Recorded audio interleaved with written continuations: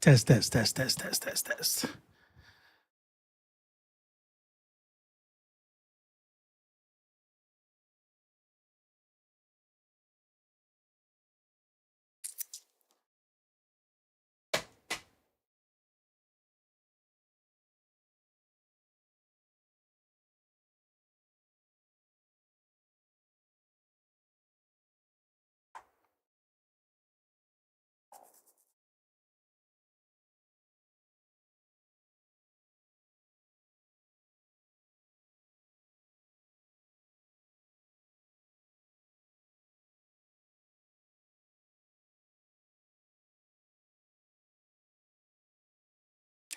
She's a man eater.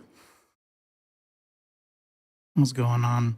I figured I just skipped the whole the intro countdown thing because well, I'm already late, so what's the point?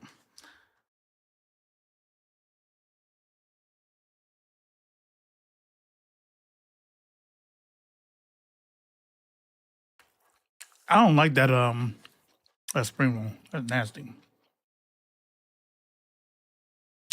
Report. What's going on? Beat the feet. Robo and Robo's at Revolutionary Army. Nice, I like that. One of them's gonna stick, and I appreciate you. Smoke One, what's up, Robo? I'm doing well. I'm doing well. Smoke One, Man Eater, Beat the Feed, C.E. Rouse. I saw your yo earlier. I wasn't when I logged on, but man, let me tell you something, Man Eater. If you want extra summer rolls, you can come get these. That is not good. I don't like it. I'm doing well. I'm doing well. Sorry for the tardiness, everybody. I don't even got a good excuse. I'm like, well, nah. I was kind of chilling. And then she ordered food. I'm like, all right, let me eat a little bit. I'm like, damn, I'm late. So I hope everyone's doing well. Man.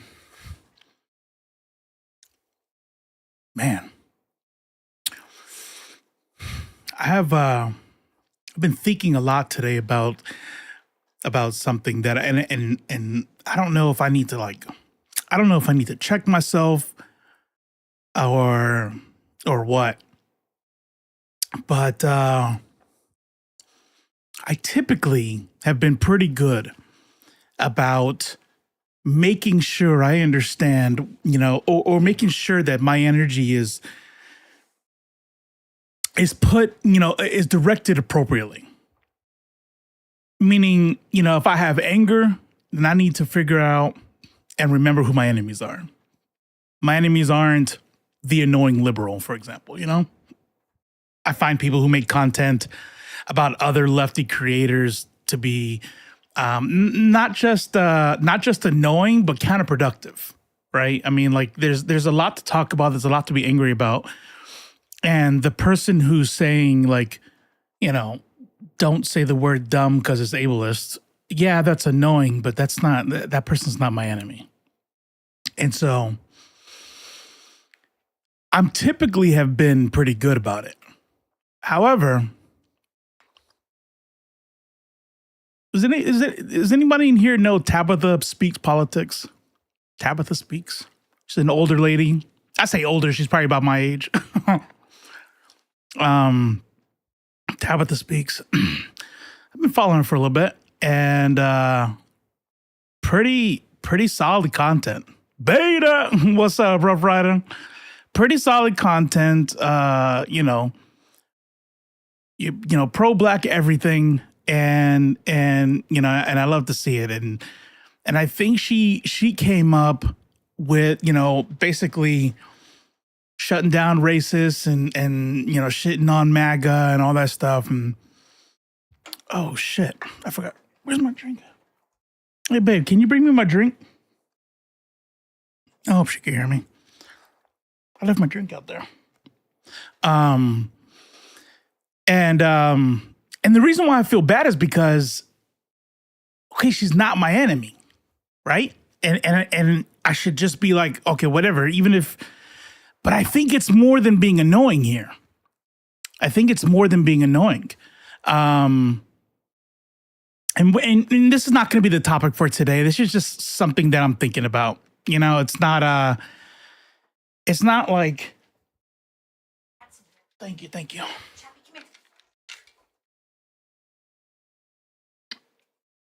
It's not like it's the end of the world or anything, but it's frustrating and it's sad. And here, actually, you know, just so I don't like dance around it. Her content lately, and I wouldn't care if she didn't have such a big platform, but her content lately is very much, pretty much revolving around LOL, look at these Latin folks, fuck around and find out, yada, yada, yada, right? And at first I was like, yeah, I get it, you know. And then I made that video. If you guys haven't seen it, you know, basically talking about, you know, trying to remind people about what the coalition's about, trying to remind people about, well, I just started. That's good. No, I was late. I literally started like 3 minutes ago, so you're good.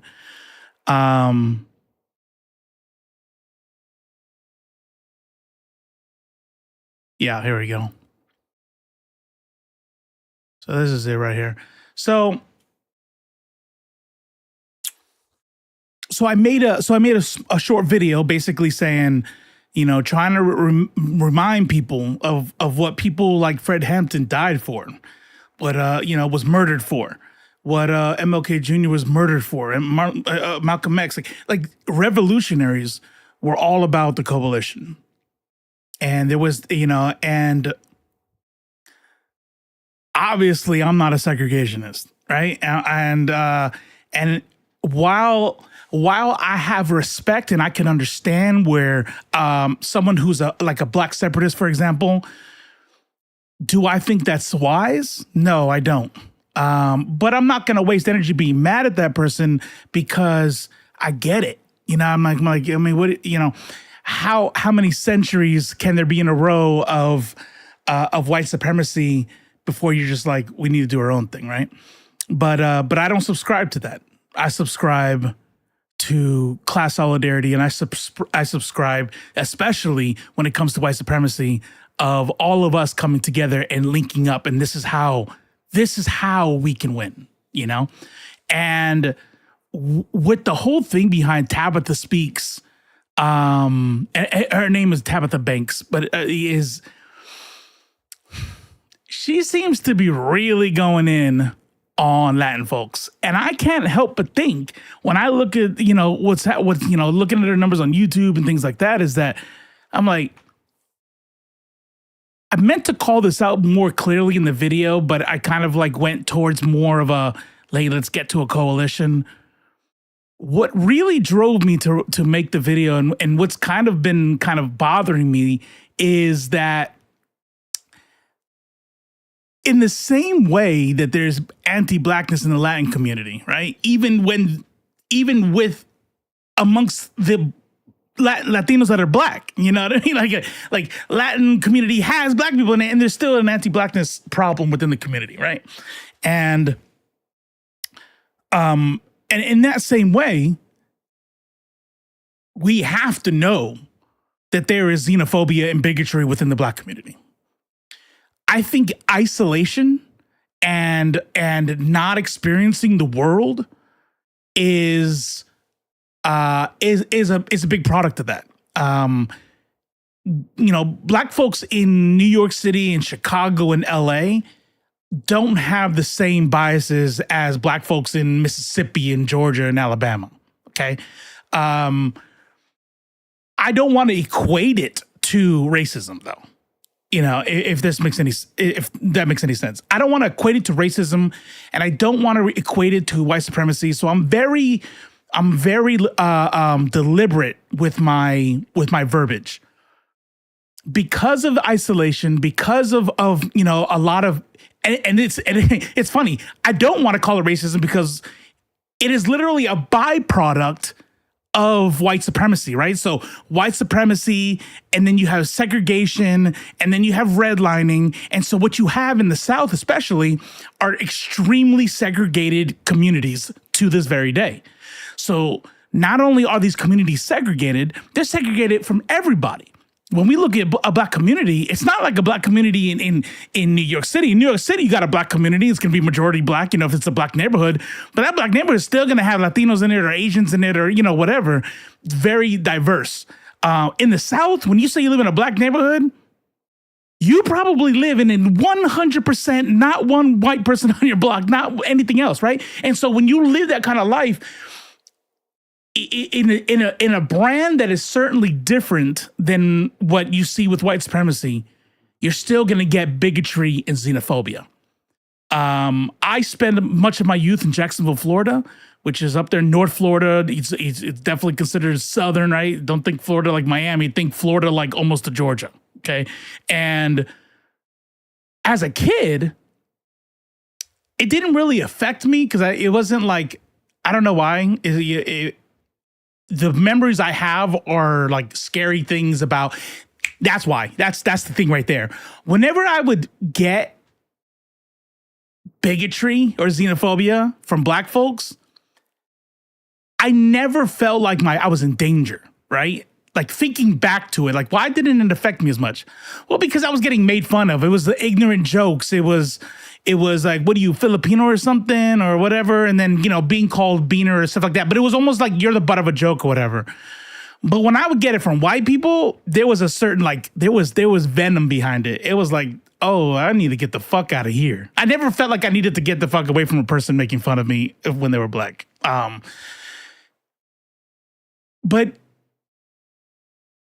But when I see people like Tabitha Speaks Politics, Tabitha Banks, do her content, and it's like this. Yeah, I don't know how to make this. There we go.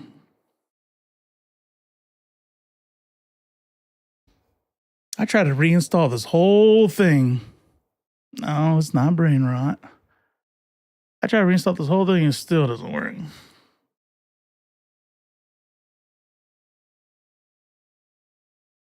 Trump revokes deportation protection. Yeah.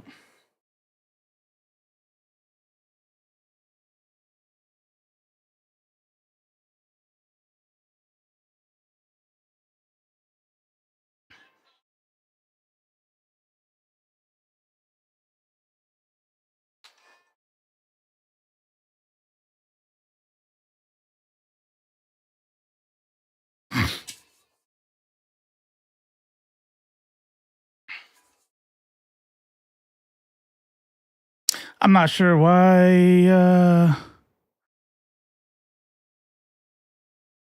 So you can't hear it, but it's Latin music, obviously. But what? Why didn't it come out? Ain't that some shit? Oh shit! I had it in the wrong browser. That's why. So I'm not gonna replay it. You see what's happening? There's a bunch of loud Latin music, and it's Latin people. It's Latin people at a MAGA rally. Now, when I said I understood at first, right? I mean, y'all know, like I said before, like I get it, but I gotta wonder, how many videos has she done? Like making fun of like white voters like this. Like there's when I go into the comments, I said that's why we got to stick together. That's why this is that, and that's why. And then when I say something like this is not what solidarity is about. Yeah, she's sousing solidarity. She's sousing happy that the MAGA voters is getting deported. Now, check this out, though. Check this out. She's been nonstop with fuck around, find out stuff on Latinos. I'm saying, and it's disappointing because I'm not. Listen, I'm not tap dancing. If I thought she was a piece of shit, then she's a piece of shit. I don't give a fuck. Like I'm not handling her with kid gloves because she's black. Jesse Lee Peterson's black, piece of shit. Through and through. Candace Owens, Candace Owens, piece of shit. Like I don't do identity politics, but I am hesitant here, and I am wary, and I do tiptoe because other than what's been happening post-election, like her content is always like dope, pro-black, woke as fuck, shitting on MAGA, shitting on racists, educating people. Nope, this is where you're stupid. And now her whole content's like, ha ha, fucking Latinos. Here's the problem. I don't think she's doing it out of malice, but I do think she's doing it out of ignorance. And I gotta be real. You know how they say like everybody's a little bit racist or everybody's a little bit bigoted. I don't think she's immune to that. Maybe as a whole picture, she might be a good person, right? When you take the whole person concept, to borrow a military term, she's probably a good person on the total. But I think she has some issues going on, and I'm seeing people sign on to this stuff to where you need to talk to your people. Let me highlight something that is interesting about what's going on here. These people that are celebrating, are they Venezuelan? Here's a better question. Here's a better question that I have. Are the people that are getting deported able to vote? Does anybody who's getting deported ever doing a fuck around and find out they couldn't vote in the first place? That's why they're getting deported. And something that, in my journey towards the left that I've learned a lot about is like talking about groups of people as a monolith. And now when I hear shit like, black people are like this and black people are like that, and I'm like, nope. Black people are not a monolith. Like, stop talking about a group as one thing. How much more not a monolith can you be than Latin Americans from different ethnicities, different indigenous tribes, not even the same European colonizer. We got Haitian Latinos with French. You got Spanish Latinos, and then you got Portuguese Latinos. You know what I mean? Like Portuguese colonizers, and it's like, what do you mean? What do you mean? Check your own people. Like me as a Puerto Rican who spends my entire time talking about black and brown solidarity and building a coalition, I'm supposed to check what racist Mexicans or dumb fuck Puerto Ricans that are voting against their own interests? What does that even mean? I don't understand that. What does that mean? Like how am I supposed to have a conversation with, like, I want to know what that means, like, in application. I understand the metaphor. You need to check your own people. I get that. You know what I mean? Like, I'm not so stupid to not understand, like, metaphors, like, not talking literally, but even as a metaphor, even as a figure of speech, what does that mean to check my own people? You need to talk to your people as if Venezuelans are my people and Mexicans are my people, and like, it doesn't make any damn sense. Like, it's wild to me because when I talk about blue MAGA, I do not think about pro-black women, you know what I mean? Pro-black women who up until now have been woke as fuck. That's never the person in my head. So this right here is it's a little upsetting, it's disappointing and unexpected to watch somebody go down this route and make content after content being happy in a way that doesn't even make any fucking sense. Like if we were going through some constitutional crisis right now and he was taking American citizens and somehow deporting them, then I would still think it's gross, but at least there would be some logical connection there. Those people voted for Trump and now those people are getting deported. That's clearly not what happened because people getting deported are not citizens and they couldn't have voted for Trump. So why are you happy that to watch videos of them getting deported? It doesn't even make any sense. It's just hate. And another part, and then I'll be done. I'm kind of like on a rant right now. So this is my opening rant.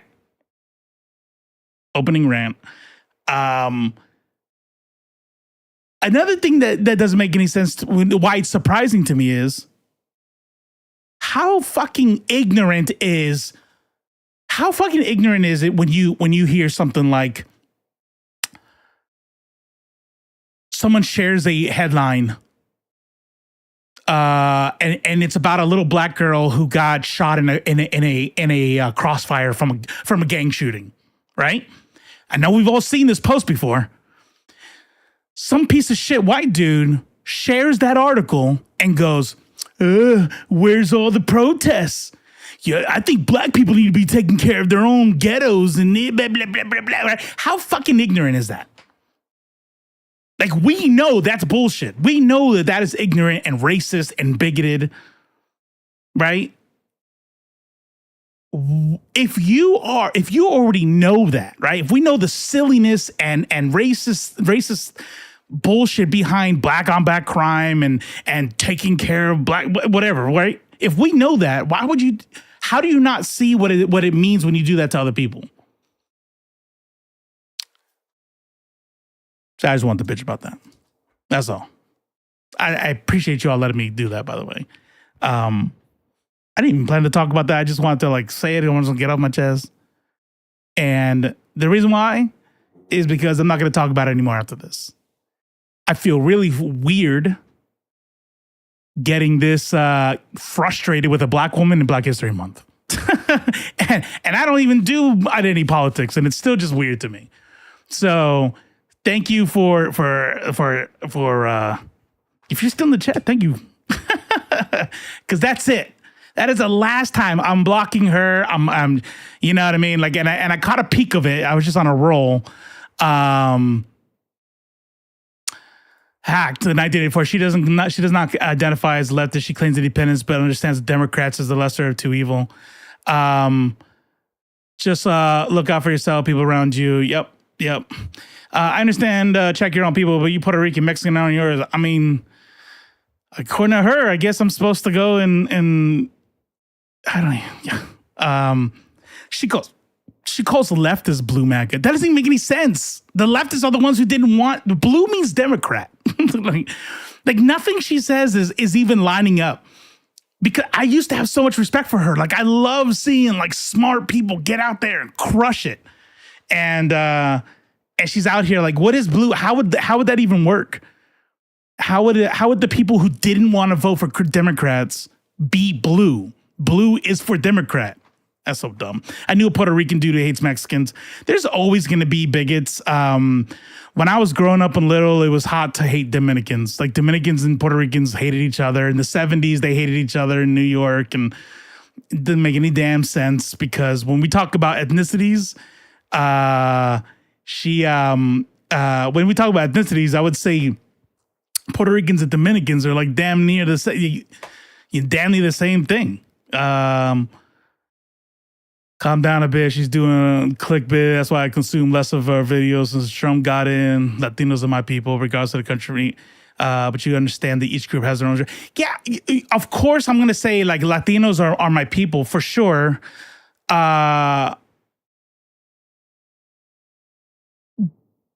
Latinos is not a race.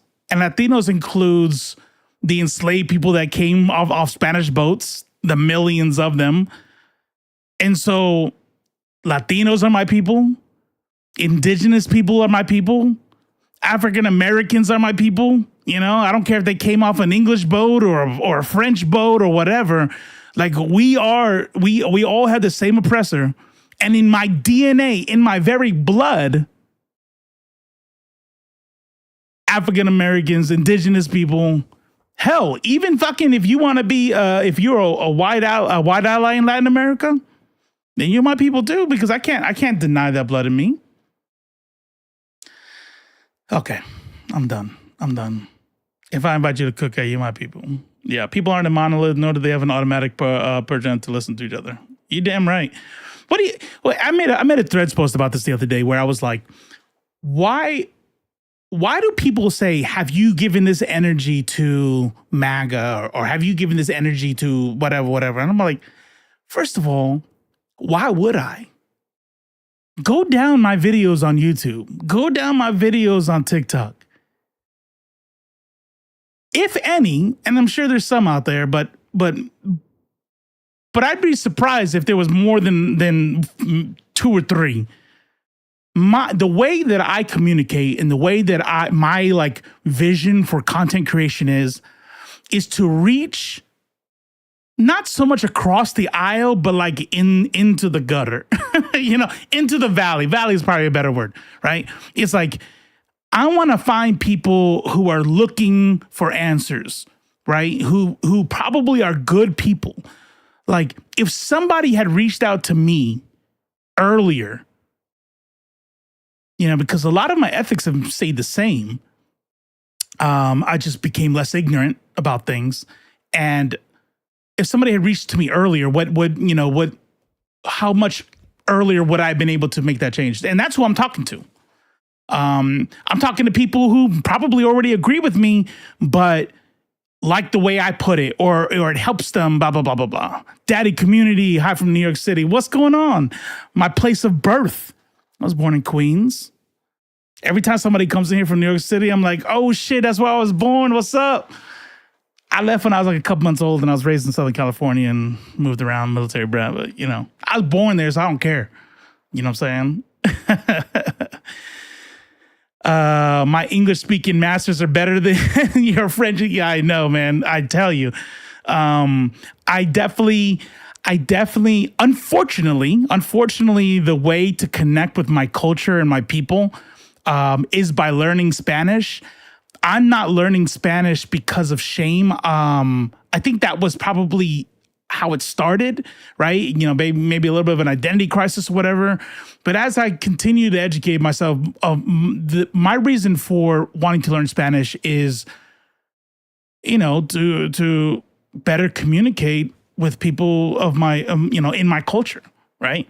I go over to Puerto Rico and I visit some Taino, sites. What language are the people around there speaking? If I want to sit down with some elderly people in Puerto Rico or Panama or wherever, what language are they speaking? But yeah, you're right. It's still a colonizer's language. You know what I'm saying? I'll translate for you. You're gonna have to. This is slow coming. All right. Elite X1, you'll do it. I'm done talking about Tabitha Banks. I'm done bitching about the fuck around and find out types. I'm just gonna be blocking from here on out, and that's it. That's the last time I'm doing it. All right, done, donezo. So today, we're gonna talk about,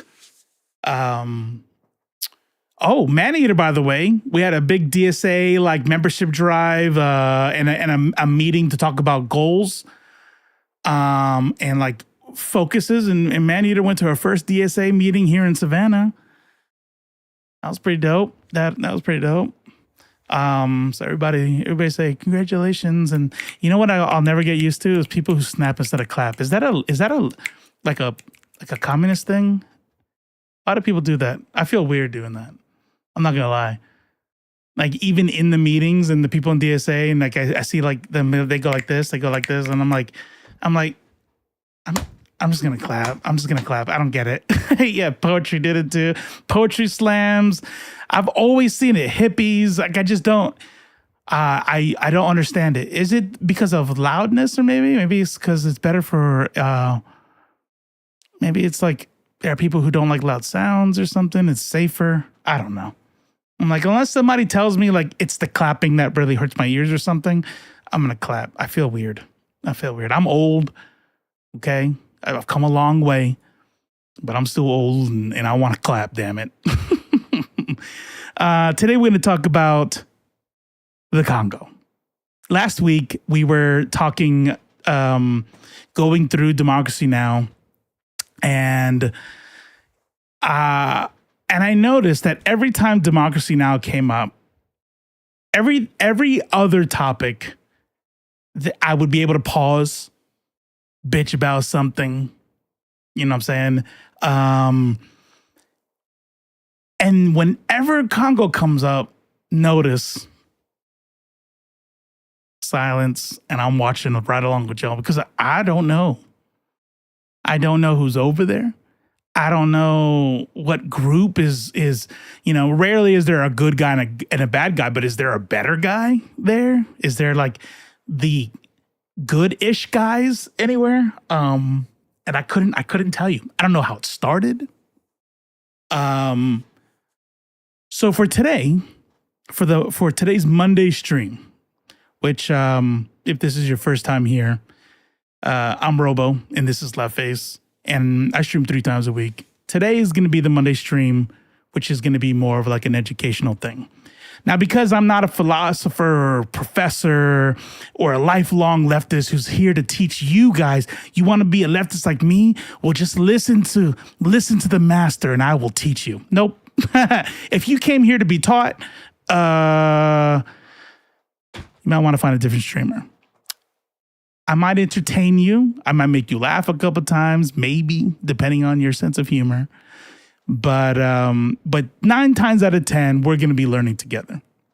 We're going to be on this road together. So, and then on Fridays, we do the Fallout Report where we just go over all the headlines of the week, and and then depending on the time, we usually close it up with some brain rot. And right now, my brain rot of choice is Pop the Balloon. So my left face brings all the boys to the yard, and that's how you do it, because I would never be able to read something like that and not say it out loud.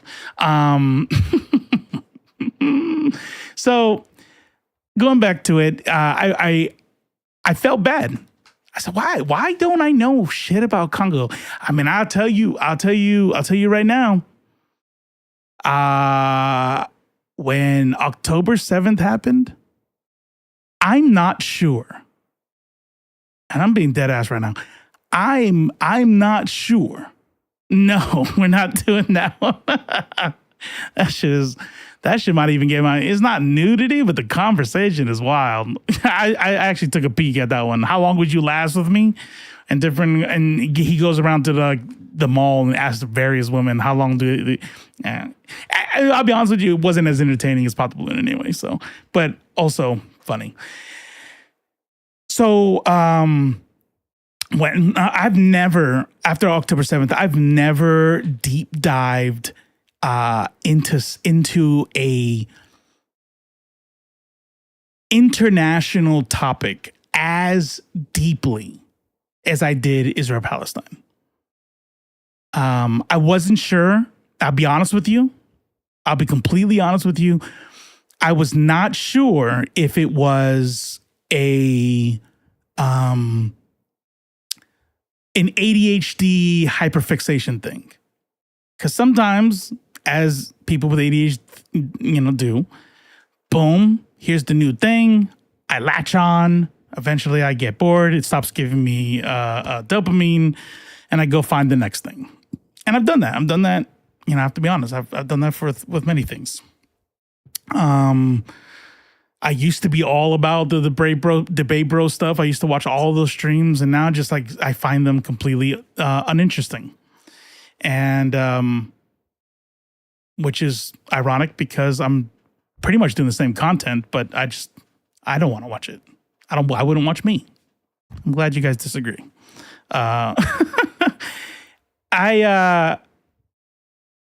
And so I've learned so much about in over a year, and it was not an ADHD thing. It was not a hyperfixation thing. I really dug in, and I had to ask myself, why not the Congo? Now, the initial reason I had for not digging into the Congo is that my tax dollars aren't as obviously funding what's happening in the Congo. Or so I thought.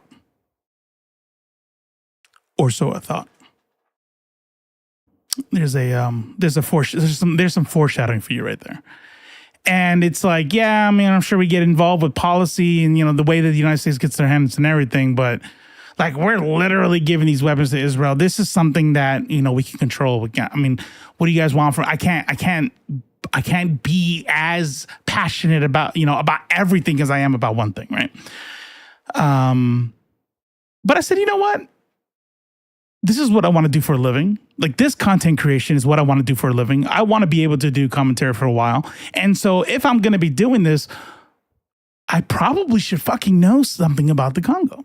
So Israel also has a very large lobbying group over here. Yeah, that affects that affects our government and affects our own personal policies. And yeah, 100%. So this past weekend, I decided to learn up and figure out what is going on in the Congo. And I did find some pretty interesting, some pretty interesting stuff.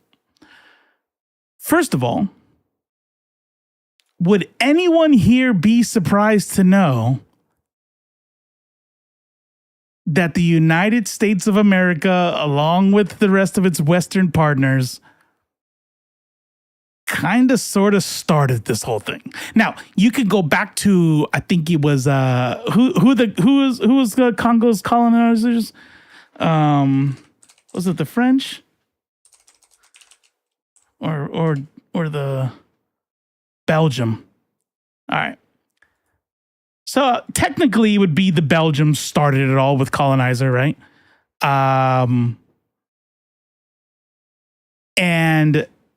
But as far as like modern day goes, we started it. And I said, and as I'm reading there, I'm like, of course we did. I don't think it was something like everyone.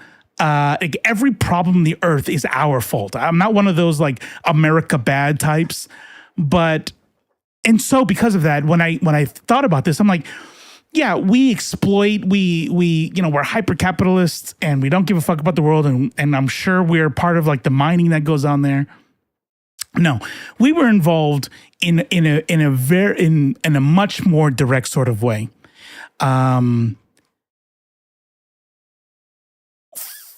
Where was it? What was it? I'm trying to remember the dude's, trying to find the guy's name. No, his whole name, though. What is his whole name? Mobutu.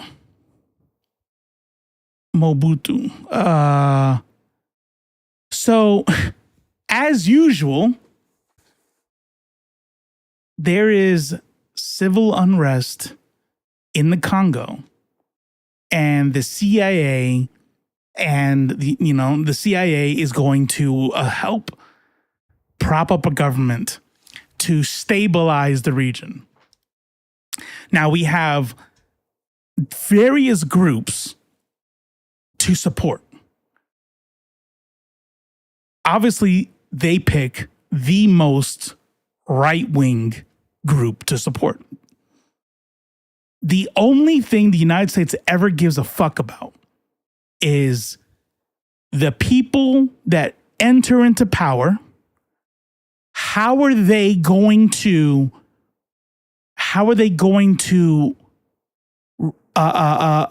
interact with the United States on the global stage? In terms of global economics. Are leftists going to let the United States exploit the land? And not even talking about leftists. Let's just say, the people who are indigenous to the land, who want the land for their people, for their families, are they going to allow the United States to exploit their country? Of course, they're going to pick the most far right people, because it is the far right that are disgusting, despicable people who only give a fuck about power and wealth. So the United States doesn't pick people based off of which government's going to be the most stable, which government is going to take care of its people, which government is going to bring peace to the region. Nope. It's which government is going to allow us to profit the most immediately. That's why we supported Al Qaeda. That's why we supported, all sorts of people throughout South America. And every single time, it turns around and bites us in the ass, but not in a way that the United States government would consider it biting us in the ass. The United States government doesn't give a fuck. It's the people. It's, wow, I'm a citizen of the U.S. and, babe, unless you're in bed, Chappie wants out. I'm a citizen of the people and the rest of the world fucking hates me. The government doesn't give a fuck. Okay, and? Oh, wow, look at this group of people. They're going to come bomb us. They want to do terrorist attacks on us, right? What you would call terrorist attacks. Okay, and? So a few people die. It's not like the an army's coming over here. If somebody blows the buildings up, then okay, we'll be all right. We'll be all right. We made trillions of dollars off that last deal. I don't care. I don't care who is in power, and that's what happened. Mobutu Sese Seko, who was a dictator and was marked by corruption and human rights abuses. From there on was nothing but instability. Rwanda's involved, M23 is involved, and the official government of the Democratic Republic of Congo is involved. I tried my best. By the way, we are going to watch a video. So it's not just, you're not just going to watch me talk the whole time. I tried my best to figure out if I could assess who, and I already knew it was thank you. I appreciate that. The American Patriot. Isn't that sad? I hope you're a good dude. I hope you're a good person. Isn't that sad? 2025. 2015, American Patriot comes in with, what's up, American Patriot? Caw-caw! Now it's like squinty eyes. I go and I try and I get it. It was an exercise it was a reductive exercise, but I just wanted to see who are the good guys. There are none. None. The current government, the current standing government of the DRC are filled with human rights abuses, corruption, keeping money away from the people, keeping people in poverty, not taking care of the people. And the M23 group that is, Rwanda says that they are not supporting the M23 group. And I didn't even realize that because anytime I've ever heard the M23 fighters mentioned, it's always mentioned as the Rwanda-backed M23 fighters. Apparently, that's just like an internationally accepted, we know they're doing it. But Rwanda themselves says we are not. But I don't fucking know. And they are the ones doing the genocide. They are the ones going through and essaying and murdering and trying to do ethnic cleansing. So I either have a authoritarian, corrupt, human rights abuses or genociders, and they're all fighting for my country. There are militias that are like pockets of militias that are there, for self-defense. There are people in certain like towns and villages that have come together and they say, hey, if anybody tries to come fucking over here, we're going to kill them and we're going to fight them. Right. And it's like, those would be as close to the good guys as you can get because they're not actually in power. They're just trying to defend where they live. But they are not big players in this game. It's literally the M23 and the local government, and they're both shit. Another way I would like to, I usually try to, okay, lately, one way to figure out who the goodish guy is, who is the United States supporting?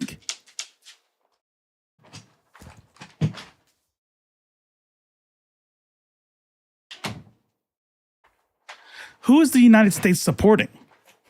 The other guy's probably the goodish guy. Nah. Because the United States government is supporting the government of the Democratic Republic of Congo. And who are the other guys? M23 people doing mass essaying and murders and genocide. Exactly. Yeah. And that's pretty much how I would go. 9 times out of 10, I would say you would be, if you were a betting man, choose the opposite of the United States for everywhere in the United States, for everywhere in Latin America. Everywhere else, it's probably not going to do you much good.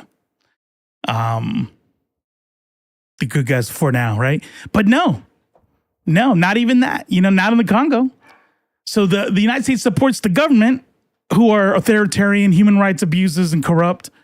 And the people who oppose the United States are rapists, and fuck. SDF are good people. I had a buddy who volunteered for them until Ukraine, and now he's in Ukraine as a volunteer. The SDF, well, and that's in the context of Ukraine, or you're saying that's are they out of Congo? The Kurds. Okay, yeah. But I've always heard that, and and that doesn't surprise me because whenever I hear about the Kurds, Syria's trying to kill them, Turkey's trying to kill them, Iran's trying to kill them, ISIS is trying to kill them, Israel is trying to kill them. And it's like, clearly those are the good guys. It's like anybody who like lives like, I don't live according to your fucking corrupt bullshit. They're always the target of like everybody wants them dead because you're stopping me. You're stopping me from my millions and billions. Israel's more at peace with SDF.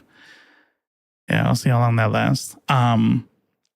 So there's the intro, right? So there's the intro to the Congo. This video we're gonna watch is by Al Jazeera. I would say that if you can't stay for it's about 45 minutes. If you end up wanting to watch it later, typically they have sent a copyright notice before, and which I thought was, like, come on, we're on the same side here. I probably, and because I'm learning with y'all, I'm not going to do commentary as much as I should, and so you probably won't see it on the VOD later. Meaning, it's probably going to be muted or it's going to be cut out because they submitted a copyright thing. And so Jaybird 57, they did most of the fighting in Syria for us. We left them high and dry. As we do. It's typically exactly how it happens. That's what happened with one of the sheiks in after World War II. World War I? No, it was World War I. Yeah, because the Ottoman Empire was pushed out. And there was in England told this particular Arab ruler, you can have the Levant, you can have the Palestine. And so they fought, and they helped drive out the Ottomans. we know what happened after that. Sure shit, it wasn't given to him. So yeah, I don't know why you're kind of like left in between a rock and a hard place. You know what I'm saying? Yeah, hold this bag for me. I'm out. Yeah, yeah. Oh shit! The Russian Merc Group sent 500 men to cross the river in 2017, and 20 U.S. Special Forces squad wiped them out. Jesus. To avoid copyright strikes, people sometimes mirror the video, comment or helium. Yeah, I'm not gonna do helium. I should have. Yeah, you're probably right. I could have like downloaded it and flipped it. But I don't know how much text there's gonna be, and I'm not gonna make it sound funny for 45 minutes. But it's fine. It's fine. It's not a big deal. My YouTube's not monetized, so it's not like I lose any money anyway. And Twitch typically doesn't care about anything but music, so it's whatever. This doesn't pay any bills. I see what you're saying. Yeah. Can I do that from the actual player? I thought I can like do that if I. Oh, I see what you're saying. Yeah, from the input on the OBS. No, don't worry about it. That's too much. I don't give a fuck. So let's go ahead and let's get into it. Let's figure out what's going on in the Congo.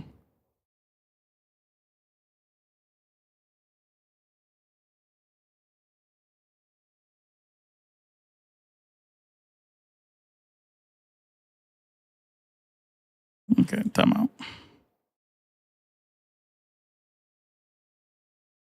Browser.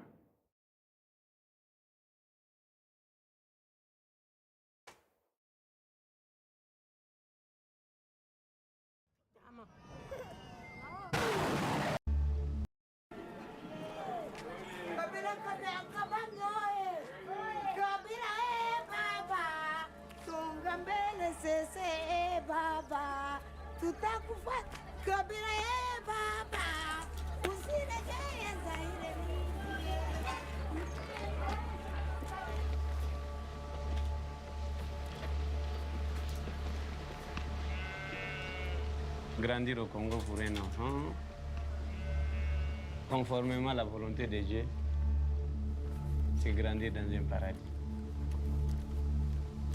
Peut-être pas la volonté des hommes. Le Congo également, grandir au Congo, aussi une partie de la misère par rapport à cette guerre injuste qui est imposée aux Congolais et qui a rendu la vie des Congolais misérable.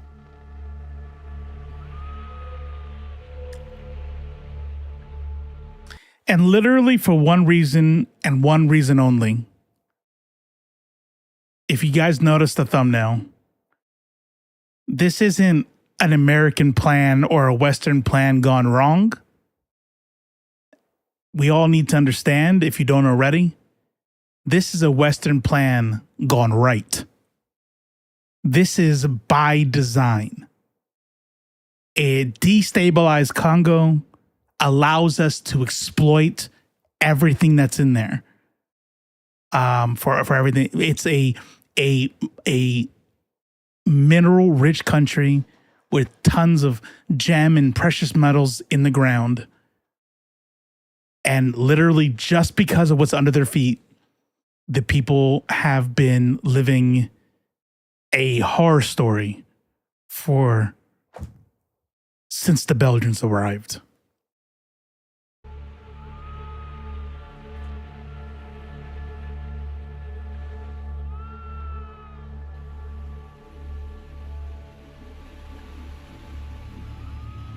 Après la guerre, j'aimerais être fermier dans une ferme.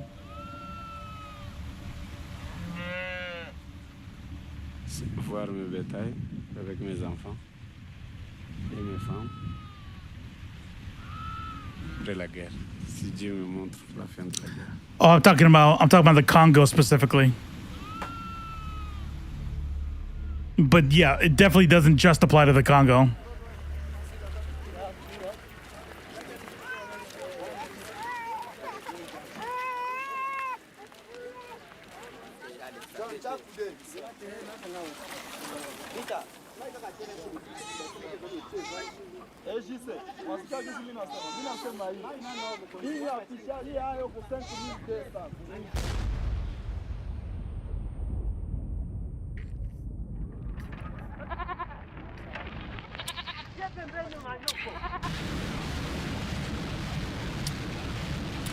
Oh, that's a good question. So as far as like people, like who puts this, like whose plan is this? It's the imperialists' plan, right? And that's why I say the Western countries, right? Like when we start talking about, you know how we say that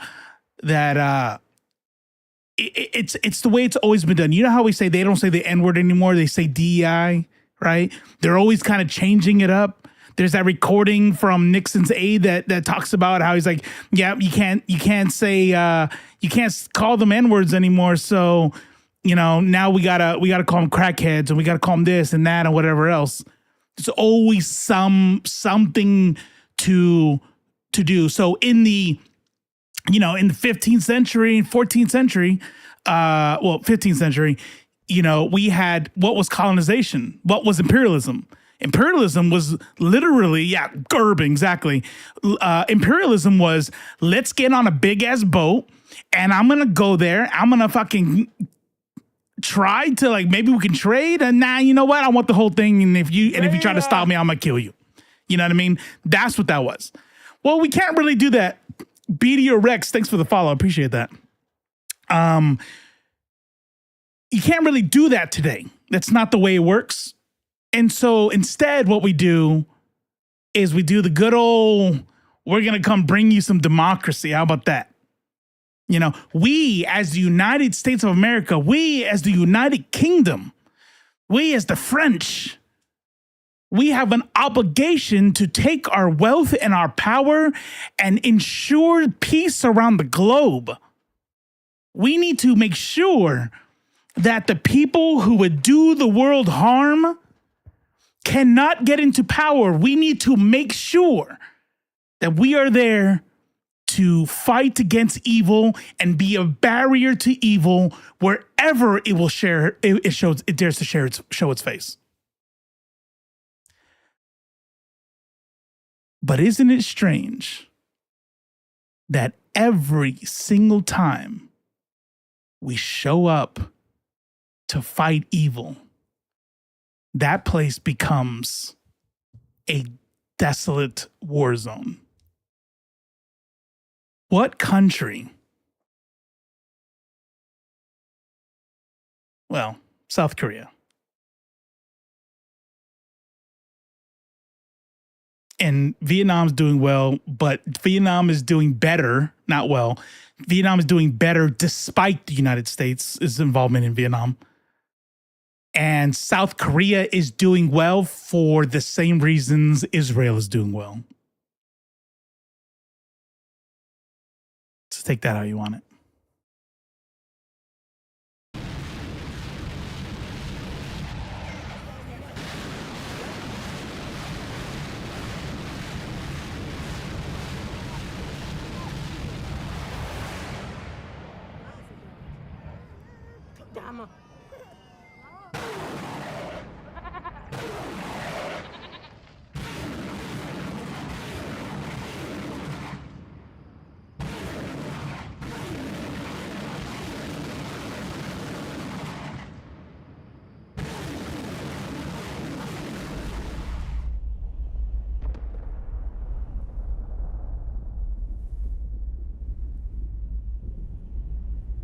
Every day.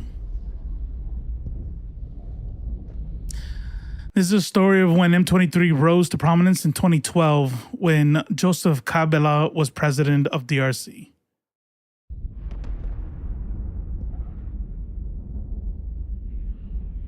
And by the way, to be clear, right, because I think Japan is the same thing. South Korea is doing well for the same reason Israel's doing well, the same reason Japan's doing well. That's not to say that Japan and South Korea are fucking evil piece of shit governments like Israel is today, but it's more along the lines of you have a spot on the globe that I want to make our friends, so we're going to pour trillions of dollars into your infrastructure to make sure that you are a power that is beholden to us. And so we helped rebuild Japan and we helped rebuild South Korea. And we, you know what I mean, poured tons and tons of money, and we still do to this day, to Israel.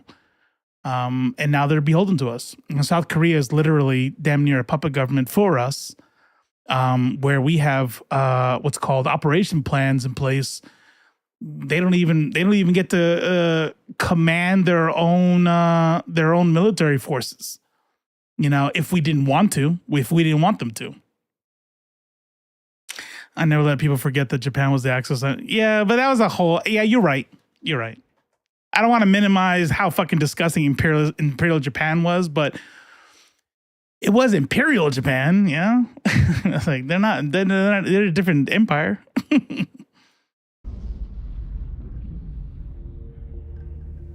Le Congo,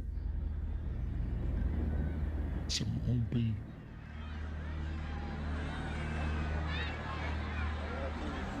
Et c'est comme ça le Congo qu'on m'amène. No, you're right.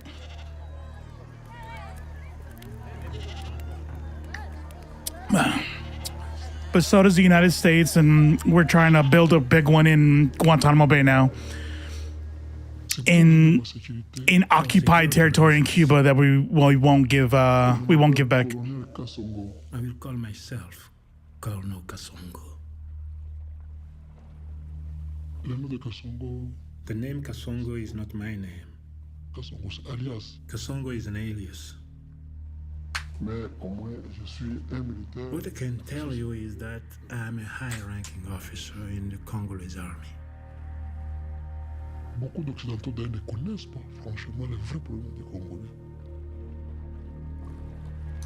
I feel like that would narrow you down. As long as Congolese leaders N'auront pas toujours un sens patriotique. do not have a patriotic sense, En tout cas, les Congolais pourront toujours continuer à accroupir dans la misère. Congo will stagnate in misery forever. Our country has almost no system of governance. Our national army is disorganized and poorly paid. Because of this, soldiers will sometimes leave the army to join rebel groups. The government eventually negotiates with these rebels and then lets them back into the army, often with higher ranking position than they had before. The rebels who started this current war call themselves the M23. L'M23, c'est un mouvement de tous les Congolais qui ont vu qu'il y a des problèmes, qui veulent le changement. Makenga is the acting leader, but he used to be a colonel in our national army. Est-ce que les élections, ça a été passé? Bien passé. La corruption, l'injustice et le tribalisme a pris fait. Le gouvernement, il faut qu'il y ait des responsables, il faut qu'il y ait des autorités crédibles, différentes de ce qu'on voit.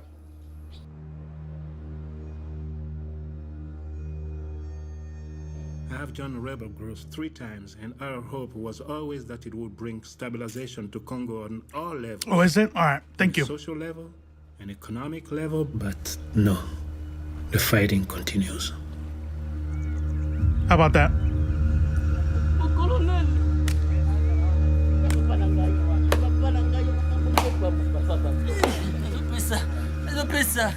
Nazopesa bolimbisa ngai.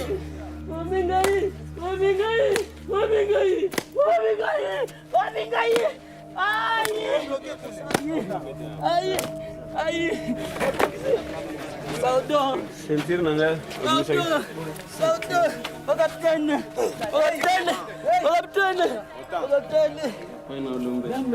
Damn.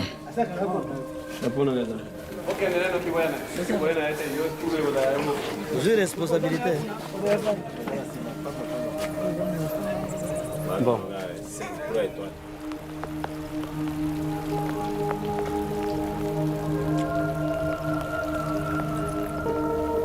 Moi, je suis le lieutenant-colonel Mamadou Moustapha Ndala. Je suis le commandant du 42e bataillon commando des forces de réaction rapide. Nous sommes derrière la décision politique de notre pays et nous sommes derrière les ordres qui sont donnés par le commandant suprême, autre que son Excellence, le président Joseph Kabila. Un adage le dit, le plus grand des hommes est celui qui se sacrifie pour les autres. Moi, colonel Mamadou, qui est devant vous, moi personnellement, j'ai participé dans tous les fronts les plus nécessaires de cette république. Ici, par exemple. Ça, c'était en face de l'ennemi. Ici, à la crâne, des traces de balles. I feel like I have to clarify because there's nothing funny. Like I saw Bone Factory. I appreciate you, Bone Factory. Ici, également, ce sont des traces de balles. Dans certaines parties intimes, ce sont des traces de balles qui rentrent ici et qui est sorti par ici. Fait près de 12 traces de balles, moi, dans mon corps. Mais si nous faisons tout ça pour notre État, c'est l'amour du pays. C'est l'amour de notre peuple. Et c'est la défense de notre intégrité territoriale. The Congo, in the heart of equatorial Africa, is 3 times larger than Texas. The Congo is a giant country. It has several mountains, waterways, and a lot of minerals, especially here in the east. Qui va encore me citer les minéraux que nous avons au Congo? Oui, les zinc, les diamants, l'or, les cuivres, très bien, les coltas, aussi, oui, les thés, les manganèses, castérité, le pétrole. Le pétrole, c'est un minerai. Bien sûr, c'est parmi les richesses. When it comes to our mineral wealth, Congo is a bit of a geological scandal. Understand that the population does not benefit at all from the product of our Isn't that wealth. some shit? Isn't that some shit?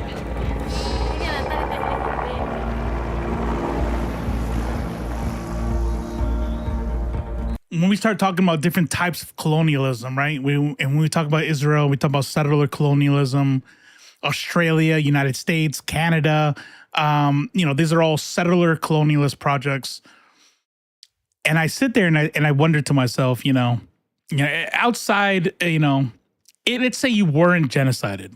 Okay, well, I guess we got to add that because, Puerto Rico, like in the Antilles, all the Taino Indians were genocided. But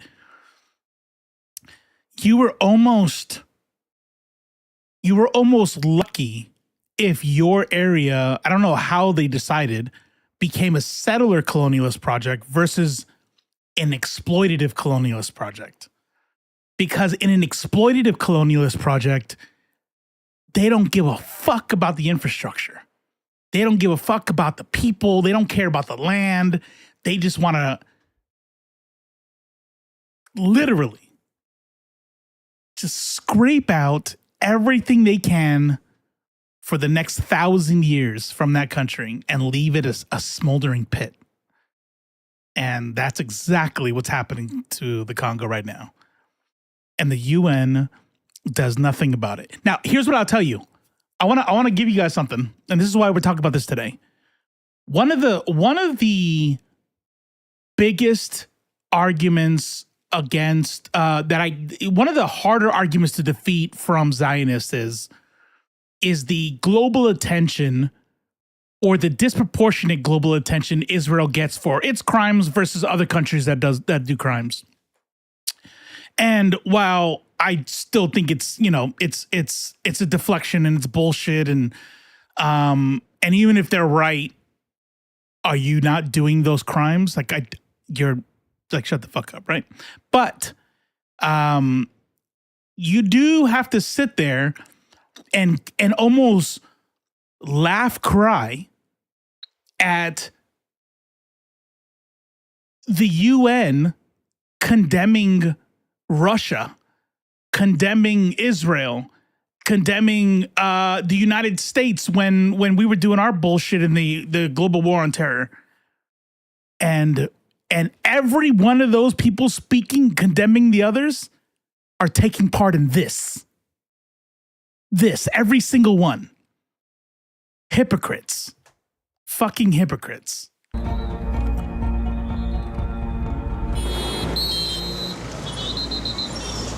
Goma is the center of the North and South Kivu provinces.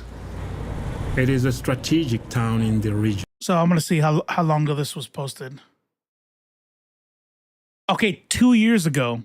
I didn't even know. I just noticed he said Goma. Goma was taken today. M23 holds Goma now. So I'm guessing they had it maybe here. If they showed M23 here in Goma, then that means that they were pushed out at some point. They're back, and they won it in today or yesterday, sometime recently. Goma is the economic heartland.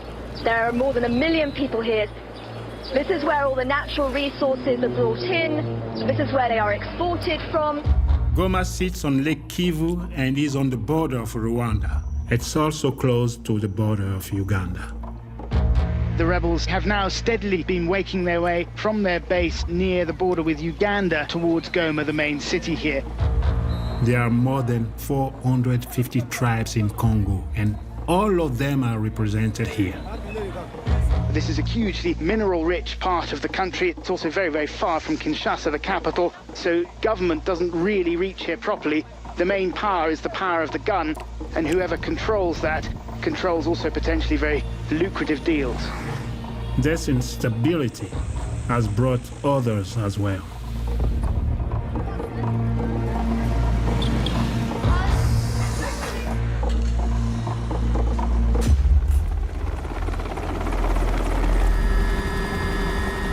Just outside Goma is a dense forest. This forest makes a good hideout for anyone who wants to start a rebellion. Here, you can conquer a plot of land, collect villagers from the area under your control, and have them exploit minerals and sell them for you. Then you can buy guns, weapons, and you can buy food. Other than the M23 rebels, there are more than 50 armed groups out there. Now, this right here is what I was talking about earlier when we started talking about like the different armed groups. Many of these groups, from what I read this weekend, literally only exist to protect their people, right? Because nationalism is a fairly new thing that came around like in the late 19th century-ish, right? We look at places like the Congo and they're like, oh, these are the Congolese people, right? Like this is who they are. But the Congolese people, like they're like, well, no, because I'm from this tribe or that tribe or whatever, right? And these different tribes have their own, oftentimes their own language and their own religion and all that stuff. So they're literally hundreds of different ethnicities. But because the West look at them like, you black, you live in these borders, you're all one people. And it's not the way it goes. So a lot of these people are not a part of like some exploitative, they're just trying to protect themselves. If today I decide to go into the forest and start a rebellion, I will have people to follow me.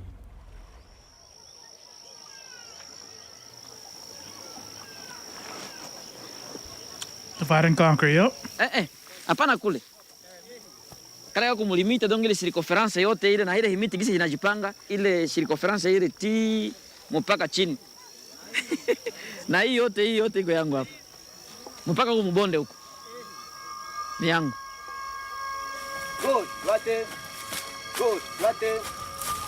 Walipenda kutuita watu ambao ni wauaji, watu ambao ni wabakaji.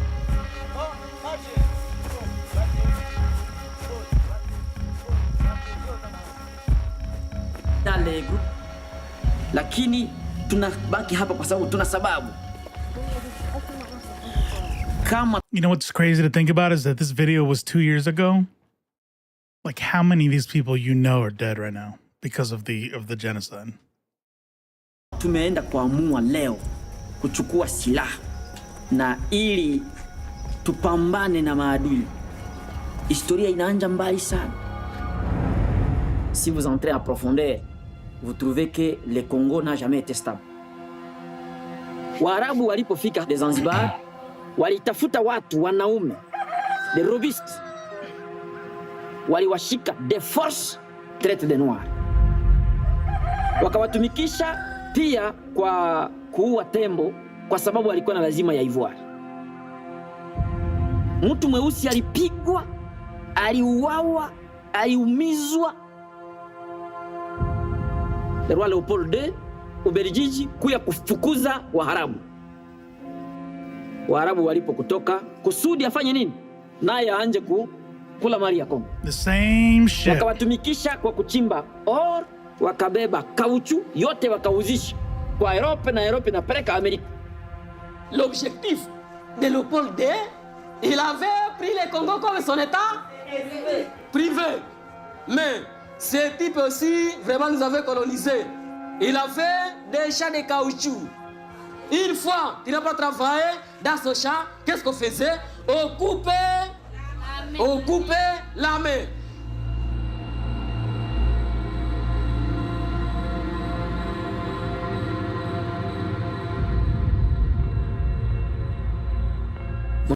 So check this out. I need to get better at screening the stuff I'm gonna do. I kind of find it I don't know. I think it's nice when we're all watching something for the first time together, right? Unless it's something like I'm trying to do commentating on. And so I hadn't seen this. So I apologize for that. But I guess knowing that this is about the Congo, documentary on the Congo in the first place should have, keyed you in. But even still, I still apologize. And so, although it's obviously way too late, content warning, trigger warning for, I imagine, worse things that might get shown on there. Yeah.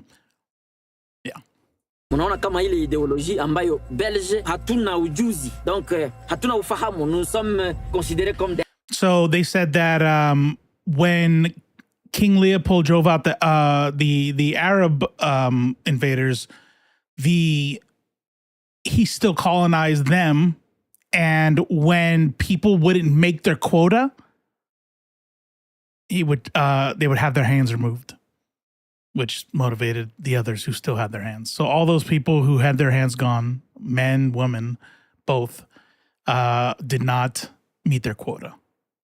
Des singes, d'ailleurs c'est comme ça qu'on nous appelait. Na ile trouble ile hali zile wakongomani wangali wanakumbuka ile magumu. Un Congolais qui n'a pas quelqu'un qui le dirige, ils vont s'amener partout comme des moutons, comme des vaches.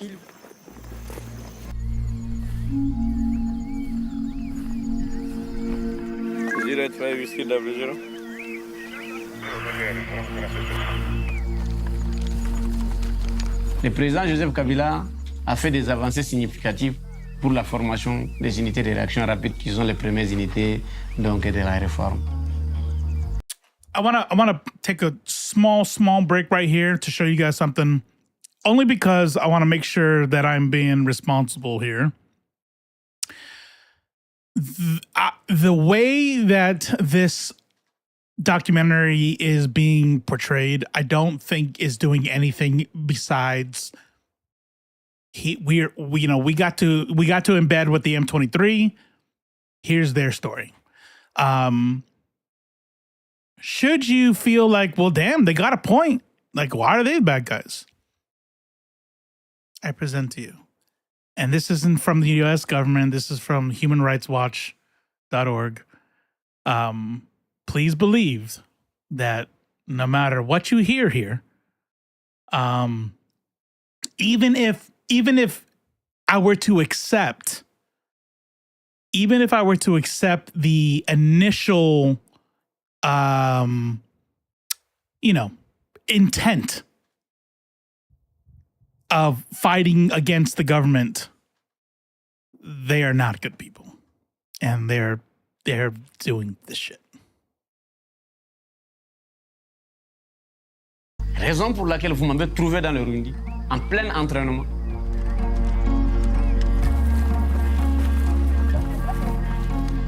Ces militaires que vous voyez du 42e bataillon ont fait l'instruction, ils ont fait l'éducation civique et patriotique.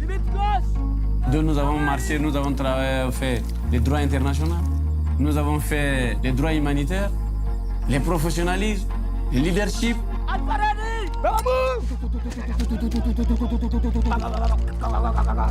Alpha move! Alpha move! Alpha move!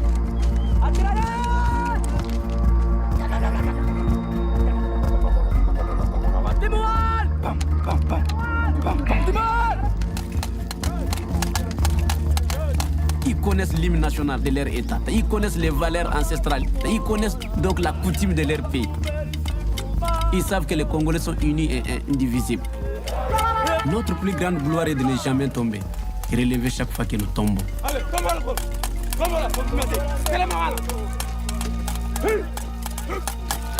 Moi, ce que je vais dire à mes confrères, l'ennemi est à notre porte. Tous les Congolais de se mobiliser d'envoyer les jeunes gens dans l'armée, qu'ils nous rejoignent dans le sang, donc sur le champ de bataille. Mais nous, en tant qu'armée, on est en train de tenir la tête haute jusqu'au dernier jour de notre survie sur Terre.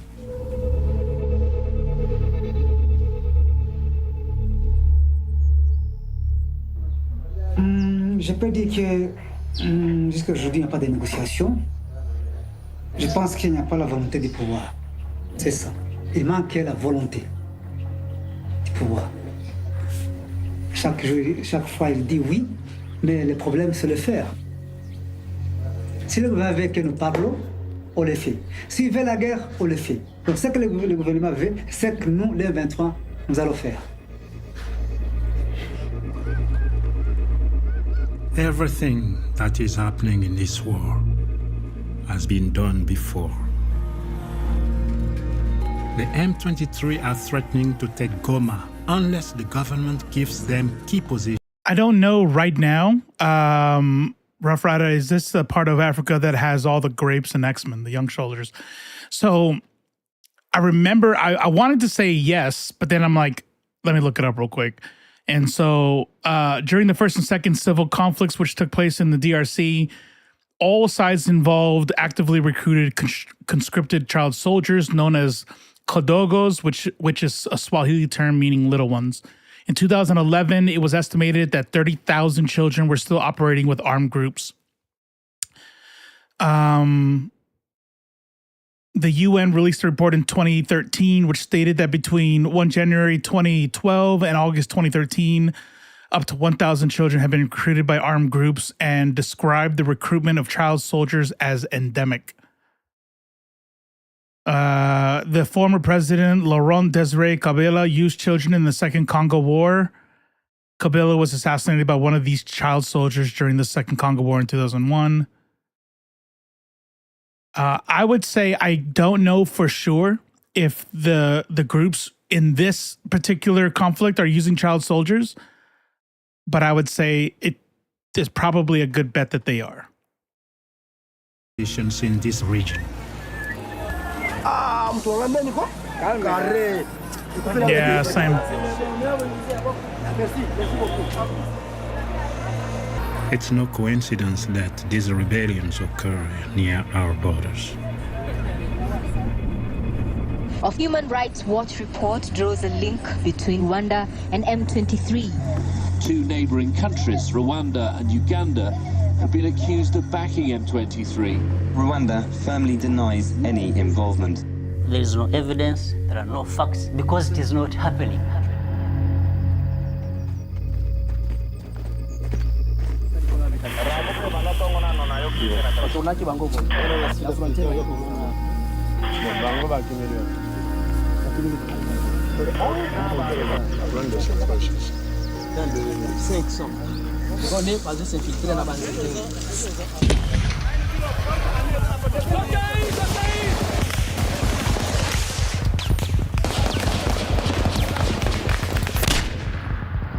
Just about 5 minutes ago, M23 rebels walked through the streets of Goma without anyone stopping them. They have definitely had outside help. Government troops retreated and UN Thanks for the follow, consistent Mike. by watching. The Congolese National Army has seen a catastrophic collapse in morale over the last few days in particular. The head of the land forces was fired for allegedly covertly backing the rebels. M23 rebels left the city they had conquered 12 days ago. In return, the government must agree to listen to and address the rebels' grievances. Everything will be okay if they agree to the demands. Chillin'. If President Kabila or anybody else provokes us, we will be back. People have lost trust in their government and the United Nations' ability to protect them. I think it's kind of silly to like okay, so if it's not Rwanda and Uganda, where is it? I mean, where is it coming from? I mean, these people are have weapons like no other. They have armed vehicles. They would have to be coming from a state actor. There's no way. Look at that, more New York City. That's what's up. Damn, another one. Okay. Got my peoples out here. In regards to the international community, a stranger will never find you a solution in your own country. But since our independence, we've never been given a chance to govern ourselves without interference from the outside. June 30th, 1960, independence comes to the Belgian Congo. King Baudouin himself flies to the capital city of Leopoldville to break the bonds that have linked his country and its African colony for 75 years. L'objectif que nous poursuivons, c'est la libération du Congo du régime colonialiste. C'est l'émancipation totale du pays. Lumumba, the first prime minister of Congo, was a nationalist. But the Americans thought he had communist tendencies. The Russians had backed Lumumba, given military... Listen, every single time it comes time to back a government, the US government is going to pick the anti-socialist one, whichever is the most further to the right, because they know that group will allow the exploitation of their country for wealth and power. Every single time. And if leftist policies prioritize the people, then that automatically lets you know what the United States wants. Another aid as East vied with West to gain influence in the Congo. For the Americans, during the Cold War, they had to find a man to get rid of Lumumba. And that is how they thought of Mobutu. There it is. In the army, he was known as the most brilliant. Colonel Mobutu forced the Russians. Yeah, I think this is kind of this is kind of missing the forest for the trees, only because American Patriot says, I would say because we aren't socialists ourselves, right? Okay. Are we would you say, or would our government say they were fascists? Would they say they were far right authoritarians? I mean, some of us here might, but would the government call themselves that? So you have to kind of look at it a little bit deeper than, well, we're aligning with the people who are more like us, who are aligned with us ideologically, because that's not true. Every single time that we get involved in Latin America, for example, the people we back end up being not just capitalist, but right-wing authoritarians.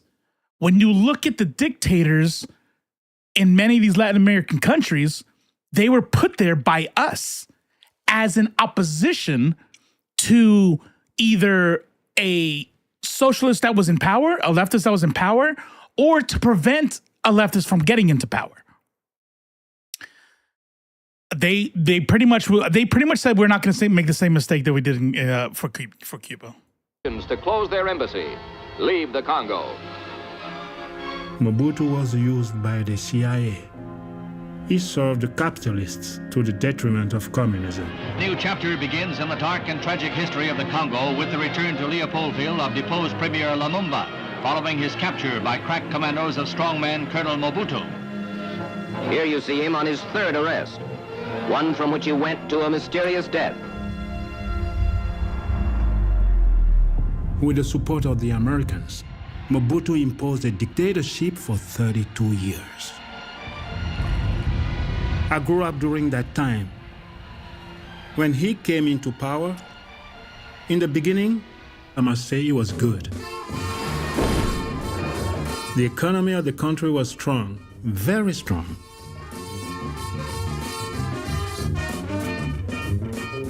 The Congo produced many university graduates, and the world respected many of these Congolese. At least in those years, Congo was still moving forward a bit. Then, all of a sudden, he rebaptized the Congo with the name of Zaire. En République du Zaire!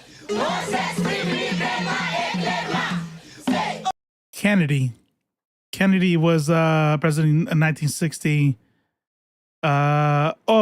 Kennedy would become president in 1960.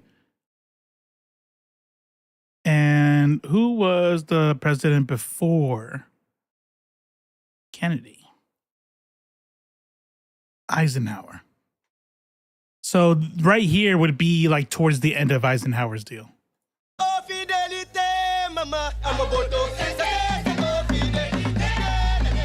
Almost everything changed. While he remained a vital ally to the West, he expelled all the foreign investors that were here.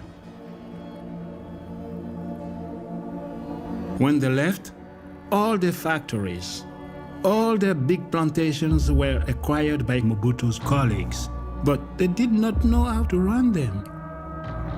There were no executives.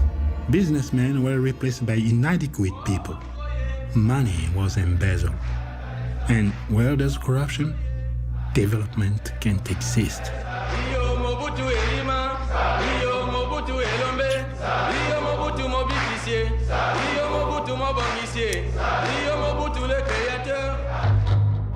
Mobutu looted his country's diamond and copper mines. He pocketed international aid. Even officers were housed in this slum, just a few kilometers away from President Mobutu's opulent lakeside villa. But remember, this is the US's man right here. This is what I'm talking about. This is better than the left is coming into power.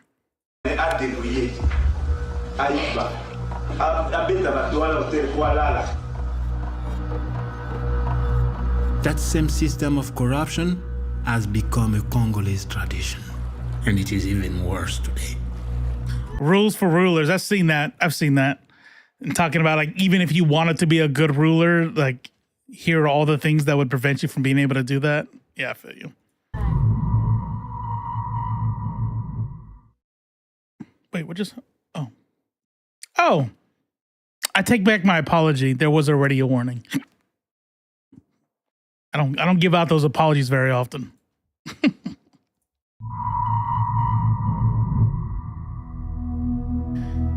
In 2022, after 30 years of conflict in the DRC, there is a resurgence of M23 armed rebel fighters.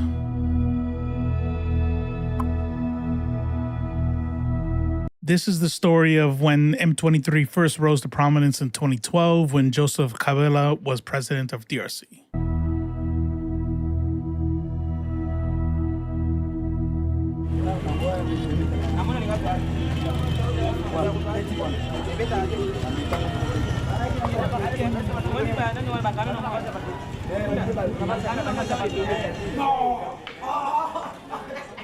So this is a halfway point right here. So I'm gonna use this opportunity really fast to for anybody who's out there lurking, who's first time here and you didn't catch this spiel before. I'm Robo, and this is Left Face TV. And today, on every Monday, we come together and we will talk about something more on the educational side. We'll go over a certain topic or something like that. And then every Friday, we come back and we go over headlines that came out throughout the week called the Fallout Report. So if you like what you see here, go ahead and drop a like, a follow. I'm live on Twitch and YouTube. The YouTube community is going to be a little smaller. I've only just been starting to stream over there simultaneously. So if you want to be over there, you don't get ads.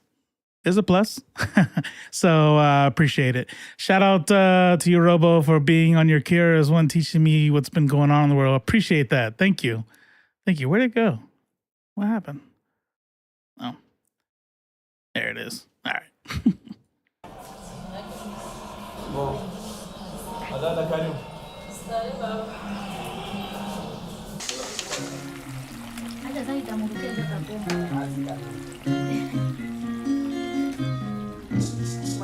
A book club would be dope, though. Don't give me any ideas. Bomb, Betty, boom.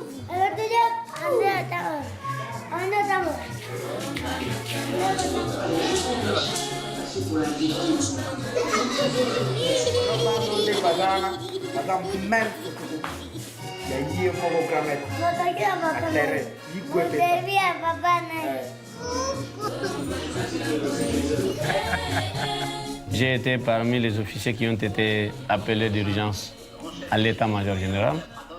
Vous allez me voir 3 personnes. Je suis derrière le commandant suprême. Ont eu leur confiance dans moi, enfin, d'aller participer à ce séminaire, dont j'étais le plus jeune de tous ces officiers supérieurs. On m'avait appelé au rang du commandant 42e bataille. Lors de mes retours, on me donne le chef-lieu de la province, d'être le commandant de la défense de cette ville et de commander 4 fois l'unité que j'ai commandée. Je serai qui encore? Dieu seul sait. Actuellement, je suis le commandant de la défense de la ville de Goma.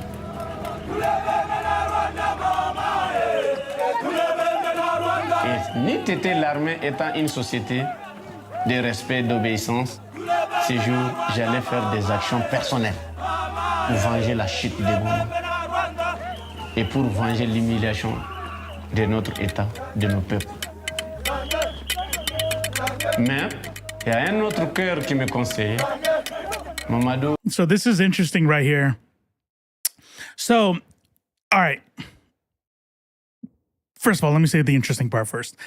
What we're watching right now is a 2-year-old video, and this is the official army of the DRC right here, right? This is the nation's army.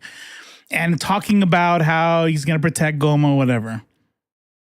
Here, let me see. You know what's sad as fuck? Hearing these people speak French. I'm like, God damn. But I guess it doesn't really make sense because M13, M23, it doesn't really make sense because I should feel that way about people speaking Spanish, you know.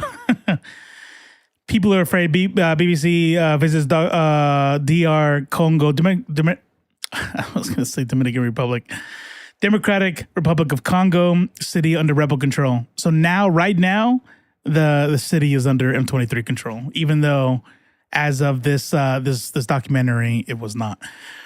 The book club, here's what I'll tell y'all. If somebody in the left field wants to start a book club and organize one, I am down to participate. I will be in the groups with y'all. We could have like a stage in the Discord if you guys want. We can all meet up in the in a VC, however you guys want to do it. I just don't have time to do an extra thing like that, just because I also on the board for my local DSA and I just don't have time for it. But I'm down to be a part of one. So if anybody here wants to start one, I'm down to participate. And you guys can have like your own channel in the Discord and all that. La guerre, c'est pas une seule journée.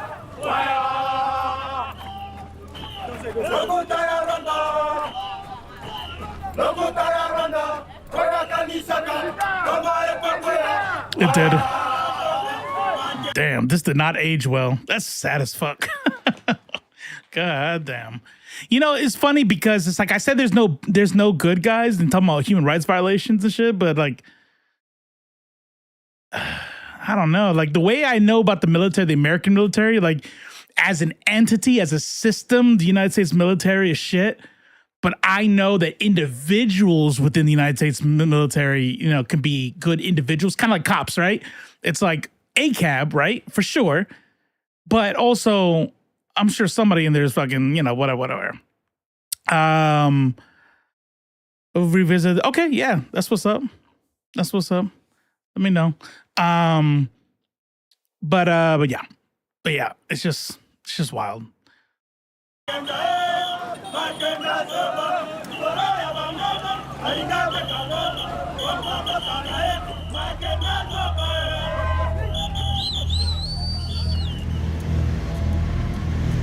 More obstacles to peace in Democratic Republic of Congo. Government police are hearing complaints of pillage or worse by M23.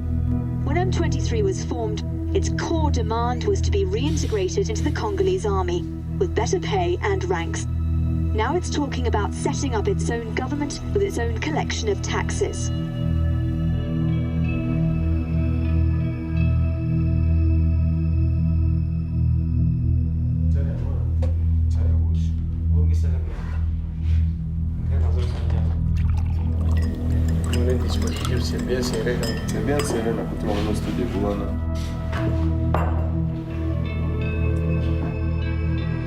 The UN mission could do little to stop M23 rebels when they swept into the city of Goma.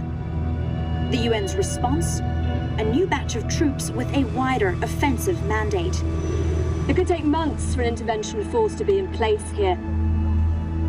During that time, M23 could make another attempt to take Goma. Le M23 est activé 15 km de Goma où ils ont installé un poste de commandement. M23 Akobetama M23 Toko Kundaye. Nous avons préparé combat contre Rwanda contre M23, c'est-à-dire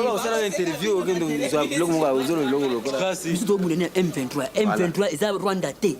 C'était rebelle. Non. M23 c'est ça les Rwandais, ils ensemble. Non. Oui. Nous sommes prêts à combattre M23. Non. Rwanda zo pese musada. Uganda zo pese musada. Ifotolo bapoto za bakongole. Oscar Kilo. Tunatumania virusi na njia ya aeroport, comme ça tunamitumania ndatupasha matokeo. Correct.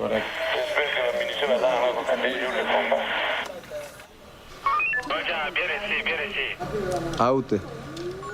Tunaenda pigana sai. Piga bom. Boom kule. M23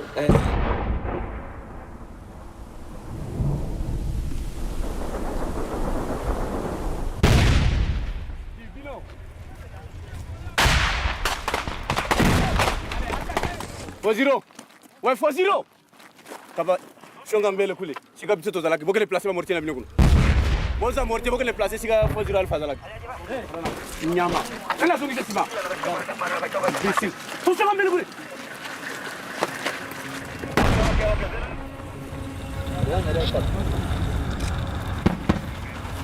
Ndio jina. Tunalamuka bien. Jana magharibi tena hapa sanya tulibanyang'anya maposition ya Kanyorichina, tunawarepousser vers Kibati. Ils ont essayé de passer au contre-attaque Bushuk à 21h. Et d'après 2 heures de violents combats, on va repousser. Ils sont partis tôt ce matin. On a récupéré encore 5 cadavres, ajouté aux 14 cadavres de la journée. Ça fait 19 cadavres.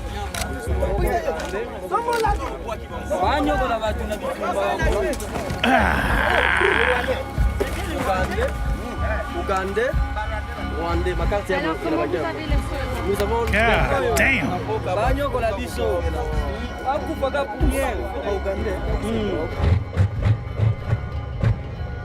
The fact that Rwanda supports all these rebellions with their close ally Uganda is no secret. For us, it's known. For the past 20 years, Rwanda has fought to control this region. They have massacred many Congolese. So all the killings they have done really turned the Congolese against the Rwandans. but especially against the Tutsi tribe. Les Tutsi. Batusi bolembisi biso. Tobeta binoti na Rwanda. Ya to tobeta ngoti Rwanda. Na Kagame wana.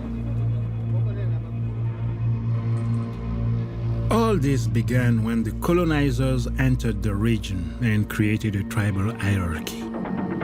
Does anybody know what's going on right there?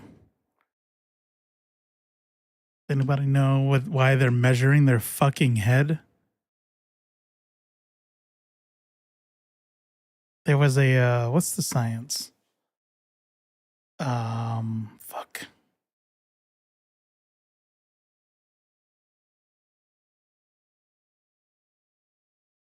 Phrenology. It's phrenology.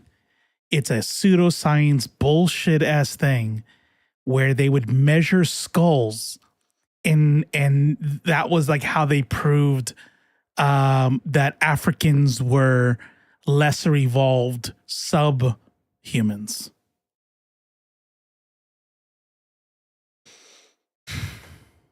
Les Batutsi sont la race dominante. Ils sont intelligents, distants mais polis. Très diplomates, ils manquent parfois de franchise. Les Bahutus, qui représentent 90% de la population, sont des paysans bantous, à l'âme lourde et passive. In Rwanda, with the support of the Belgians, the Tutsi really crushed the Hutu for almost 40 years. This created an ethnic tension that would eventually erupt.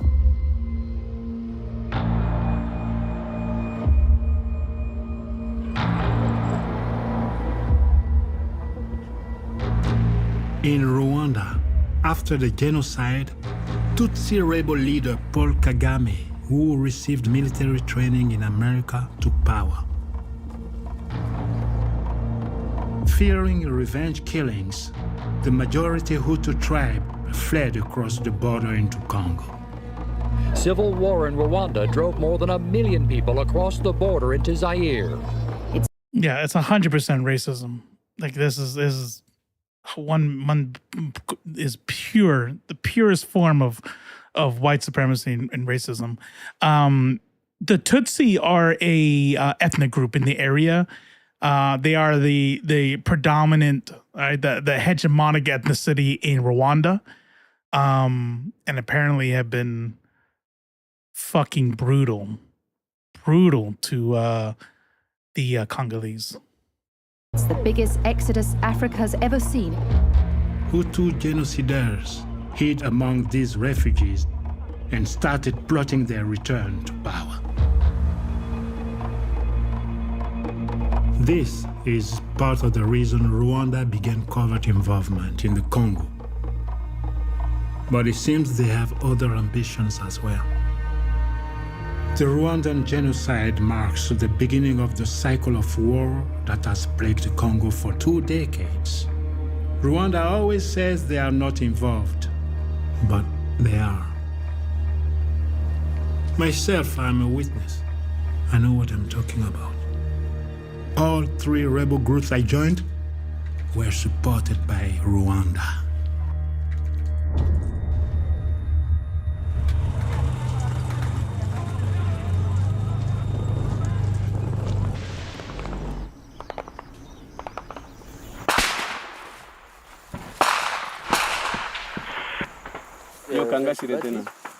Que je vois comment je peux descendre pour vous envoyer d'abord les premiers éléments.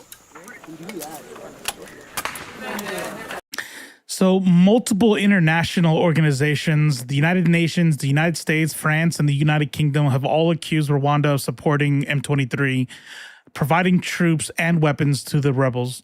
A group of UN experts has stated that the Rwandan army is in de facto control of M23 operations, detailing how M23 recruits are trained in Rwanda before being deployed to the DRC.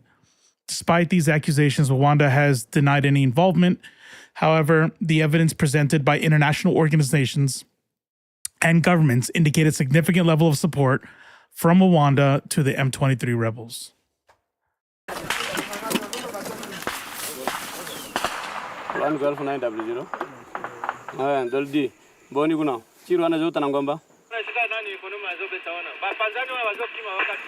Problem is that vamos turir, vamos nyemele pa.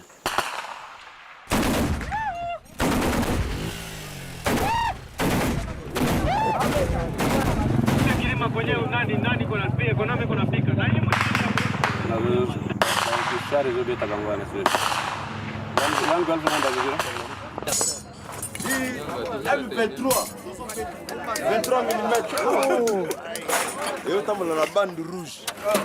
C'est le vrai artillerie congolais. Bande rouge. Martyr de l'indépendance. One street poker, répondez. It's funny. The military everywhere is the same. All you can do in these moments is just try to figure out a way to make it fun. It's wild.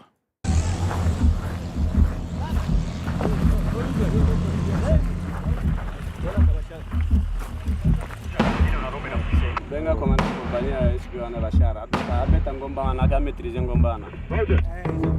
Dala sigo yo biso. Ana timisile. Amonique. Bala dice.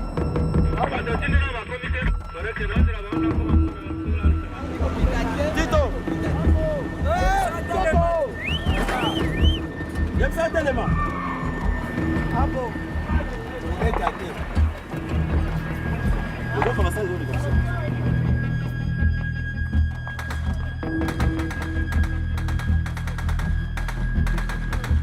On m'a dit c'est du dope. Donc c'est du dope.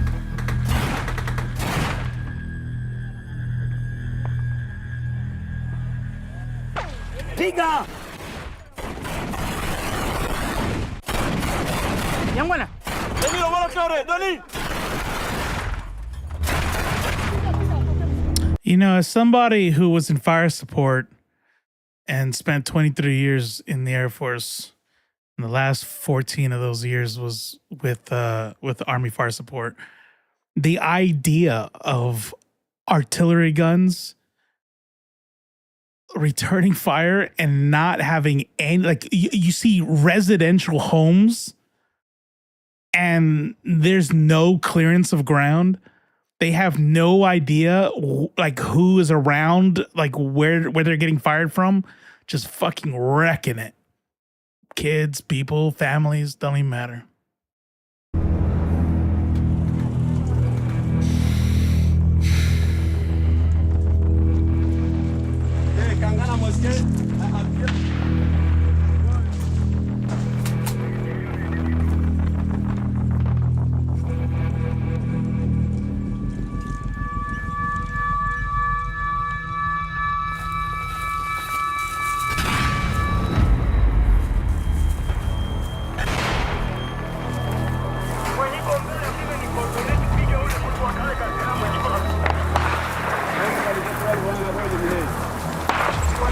Down, he heard the shot. He heard the shot.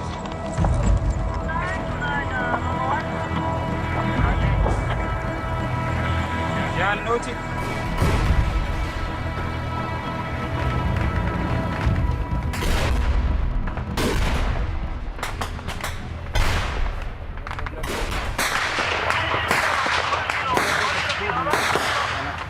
Mike, yebi ça va fungula fena na ngomba ya droite.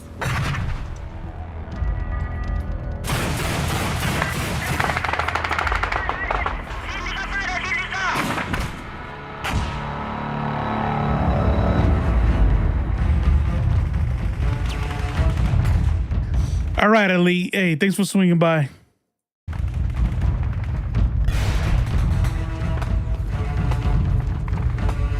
Honestly, same. I wasn't sure if I was gonna get heat for shitting on her, but I appreciate it.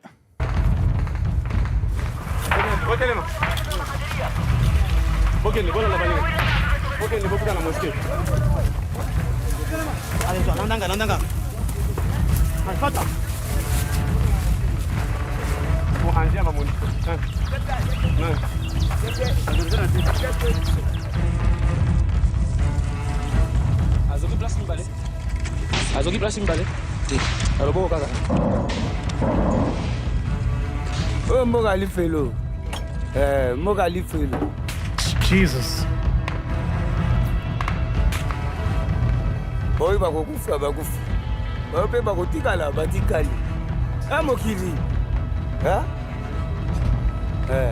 And this has just been your life. This has been generation after generation after generation since King Leopold. How fucking wild is this shit?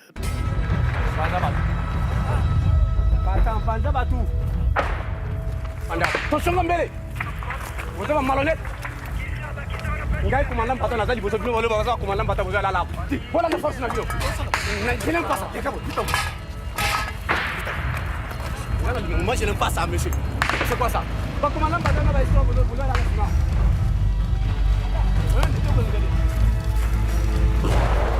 So that right there is the operations group. He called them the S3. So that's the operations group. So they're not actually like the soldiers fighting in the actual maneuver.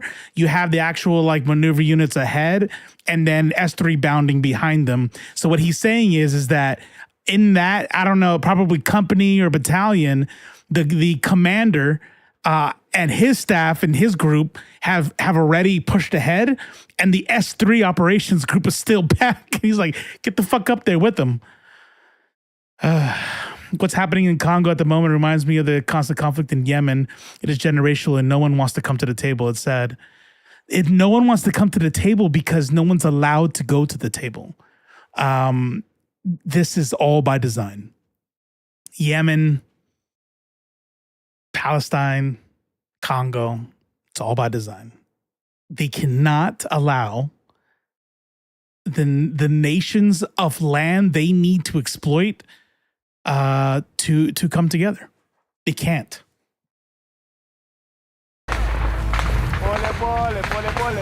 Scorpion, usiache kilima, usiache miti, usiache nyumba.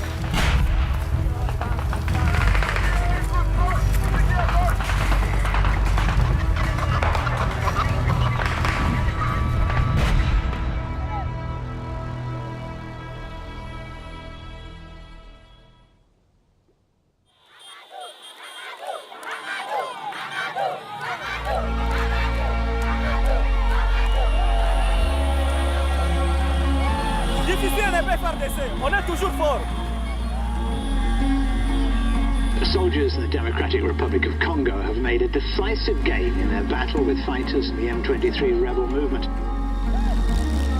The M23 say they now want the fighting to stop. The superior firepower of the Congolese army, heavily supported by the UN, has backed the rebels into a corner. Congolese soldiers say that some of the dissidents who gave themselves up are from Uganda and Rwanda. But the rebels' recent string of defeats suggests any foreign support had stopped.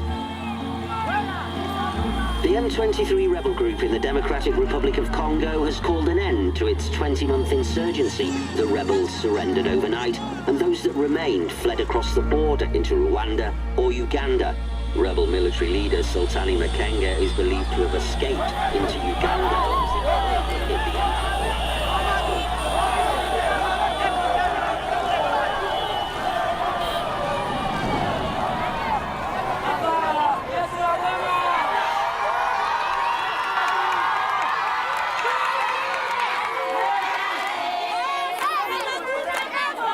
Now, just remember, just in case you came into the stream after I said this, this video is 2 years old.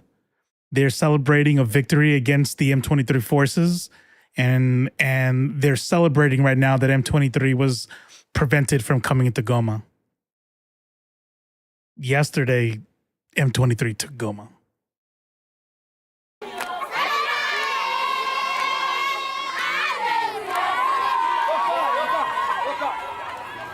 Bosali eza kolakisa ete ya solo bolingi komanda koyo yoka komanda na bino azali moto ya mosala akoza aza na communication na bakonzi ya likolo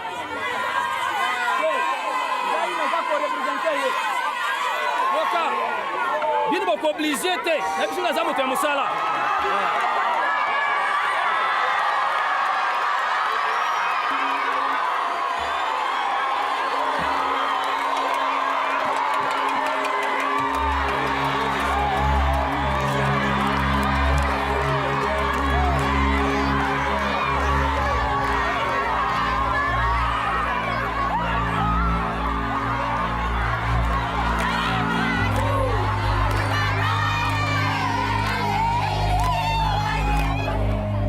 That's fucking heartbreaking, man. Like, you know, not to minimize the bullshit of the Congolese government, right? There is a fucking a lesser evil. There is a lesser evil here. Clearly, I mean, you can just see it with your own two eyeballs. The entire people of this area are so happy that this you know, group of people that have been, you know, recorded as you know, doing ethnic cleansing and stuff have been pushed out, and they're happy. You know, not to say that the Rwandan government is, I'm sorry, the Congolese government, I think I said Rwanda last time, but the Congolese National Army and its government are, you know, they're not angels, but they're not the M23. And seeing in this this documentary and in context from these people's faces a year ago, you know, kind of makes this article a little bit more heavier. Yeah, the devil you know. Yeah, that's actually a really great way to put it. DR Congo killings, rapes by Rwanda back M23 rebels. Oh no, this is not the one. There's another one.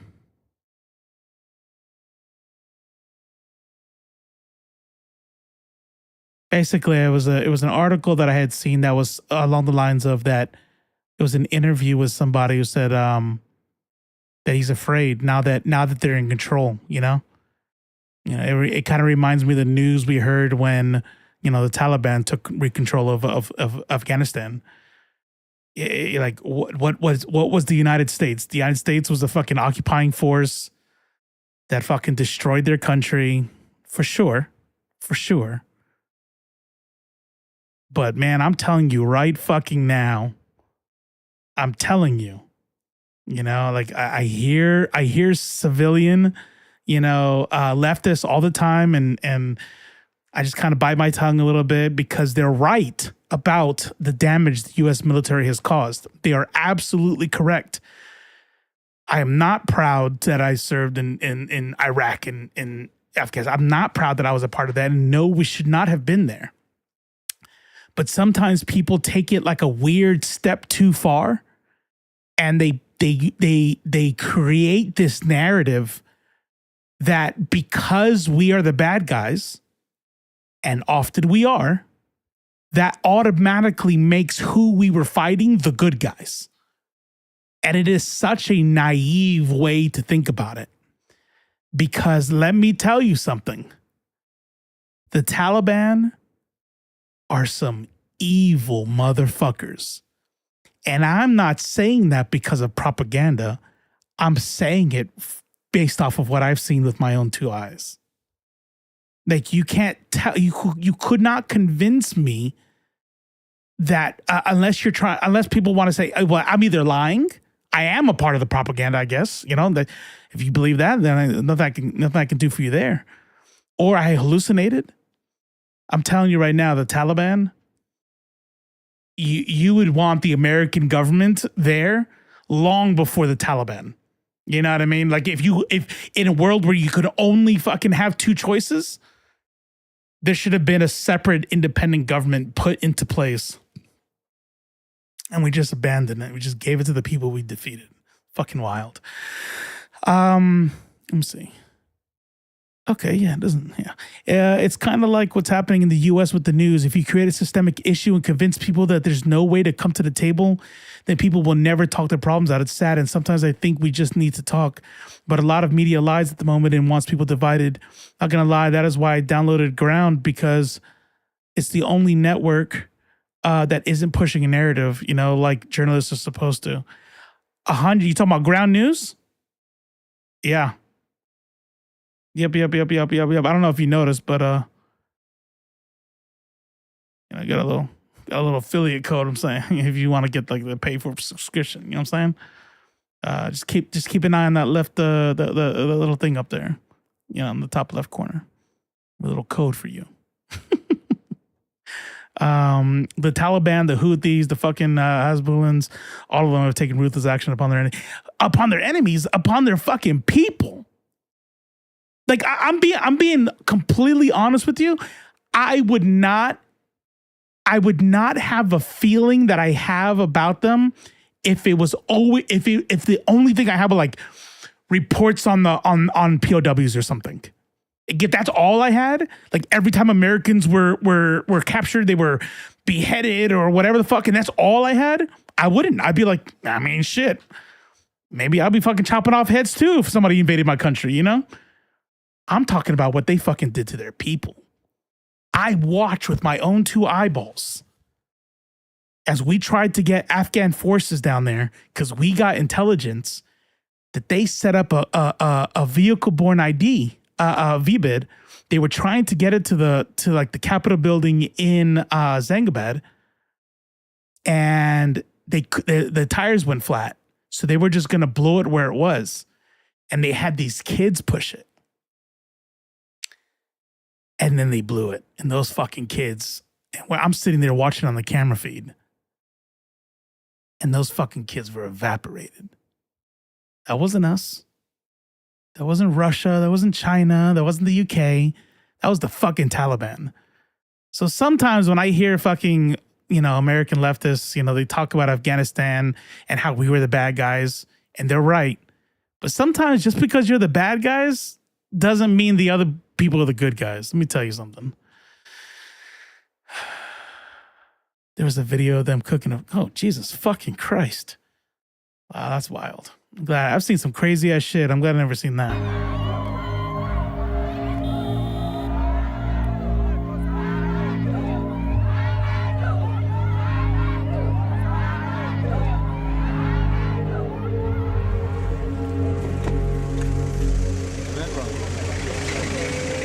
Monsieur le chef d'état-major général des forces armées de la République démocratique du Congo. Armes, pied.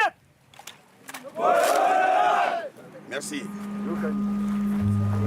Moi, je viens ici, tu étais tellement clé, ni tu étais la connaissance du terrain du commandant et région que vous êtes en train de le dicter. Le chef de l'État, le commandant suprême, insistait sur la réouverture de la route. Pour le chef d'état-major général, Mbouzi, c'est que nous disons un objectif vital. Il oublie celle du commandant suprême, qui lui, déjà dans son plan, au niveau tactique, pour que rien ne soit oublié. Nous donnons les mots, nous allons donner un message au commandant suprême pour le commandant suprême Nabiso, on sait que déjà Pongi est athée. Out of the, just in case you guys are missing it, I know that a lot of y'all have it running in the background. The older dudes, the higher ranking generals are there. You notice, yeah, right here. I don't know why, but when I see high ranking officers show up after the fight, it grinds my gears. Yeah, I mean, it is the kind of the nature of the beast, but I feel you. Sometimes that's just is how it is, right? Because you're at division and the way the battlefield is stacked, it's the way you are going to be in the back. But every commander that I've ever seen come up to the front after, like, hey, this is what's happening and good job. Every commander that I've ever seen talk, whether it's bullshit or whether he's supposed to say it or not, is irrelevant. They always say, you guys are the backbones, like, and you guys did this, and and we in the rear get to sleep because of you all, and yada yada yada, right? And they always do that.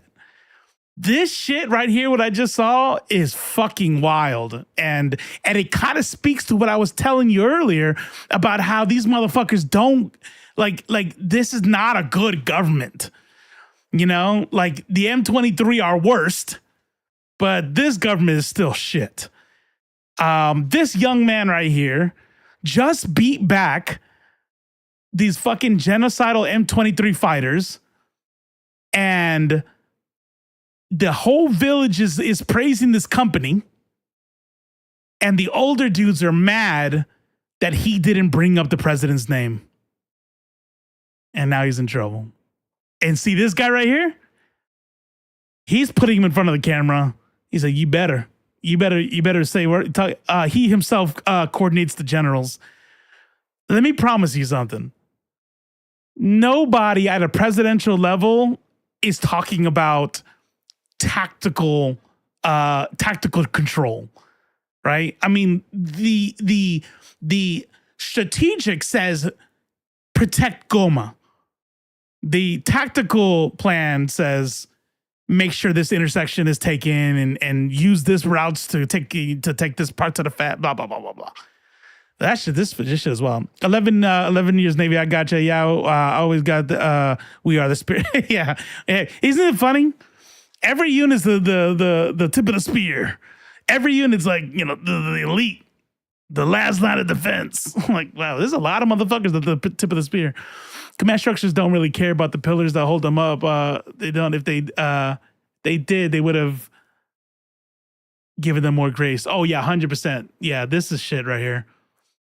I'm not even like, I'm a leftist. I don't even like fuck military industrial complex, right? But to see that with my history and to see that is just such shit. It's such shit. I don't know if I've ever told you all, but real quick, just so you guys know, like I am a leftist, I am a socialist. But I think because of my history, I look at the military a little bit differently. I don't hate the military as a concept or as a system. The military is a tool. It just so happens that the United States military has been a tool that has been used for some fucking severe atrocities. So like, it's not like military bad. It's just what you use them for. And we have not used ours well. Que le commandant suprême lui-même, ils ont conçu pour que les opérations sur les M23 se déroulent. Moi, général, en vous entendre parler, oui. Vous semblez trop vanter les chefs d'état-major général. Et lui semble trop vanter les chefs de l'État. Oui. Est-ce que c'est pour faire croire à la population que cette victoire vient de Kinshasa? Ou bien vous n'êtes pas sûr que la victoire est à vous? Non, non, la victoire vient de Kinshasa. La victoire vient du chef d'État, vient du commandant suprême. Ce n'est pas question de vanter ou quoi là. Ça, c'est vraiment la chaîne de commandement. On va poser une question au chef d'état-major général.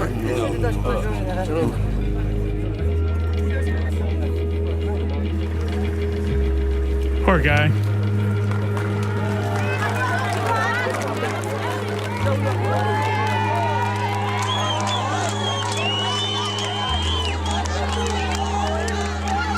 See that shit? They don't like that. They don't like that. That's fucking, this is some shit that you read in like in the Bible and shit, where like King Saul was jealous of David because the people loved hearing David sing and shit. And King Saul got mad. Like, I'm watching this.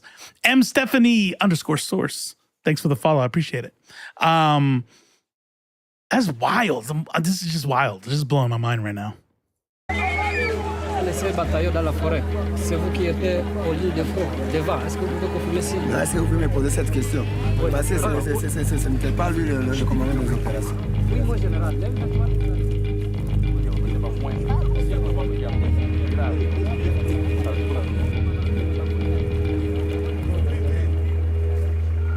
I feel bad for that dude.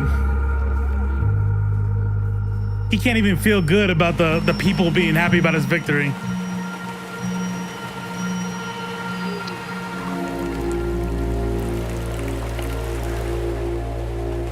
Mais nous voudrons dire aux agresseurs, aux ennemis du peuple,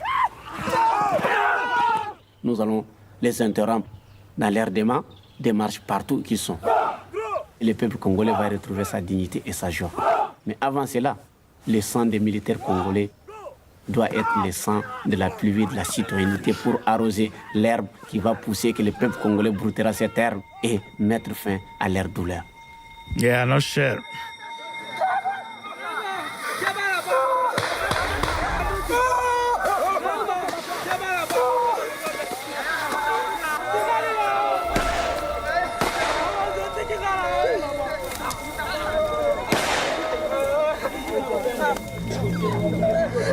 Yeah, fuck, that dude's dead.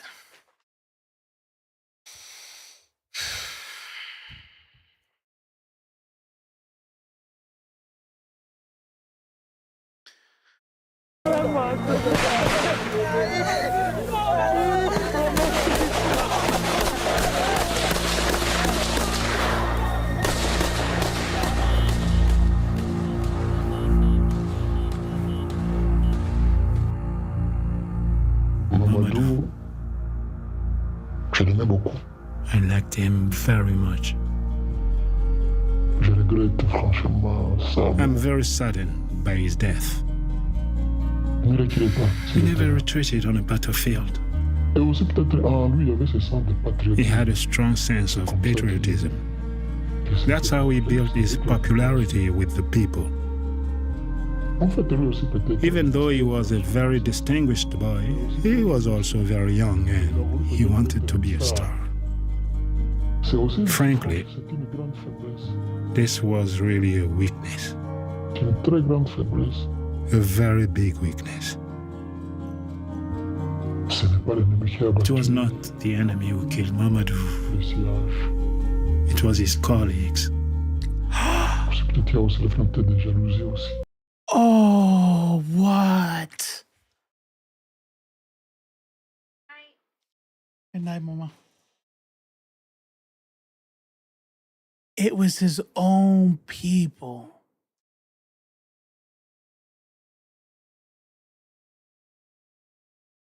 Because they were liking him too much. That is, what's up, boy? What's up, boy? That is fucking wild.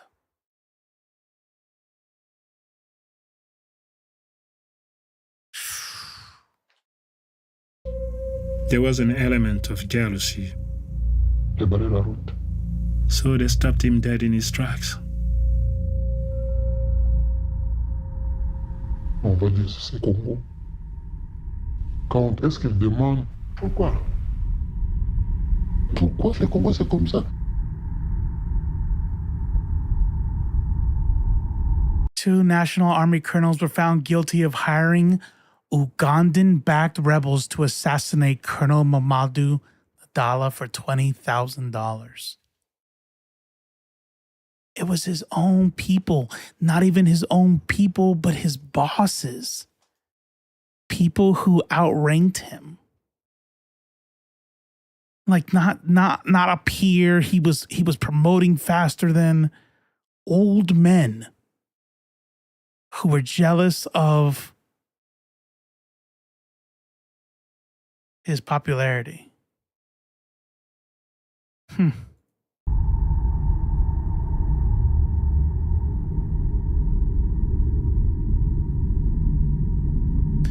In January 2019, after nearly 20 years in power, Joseph Kabila lost DRC's presidential elections. He is no longer in power.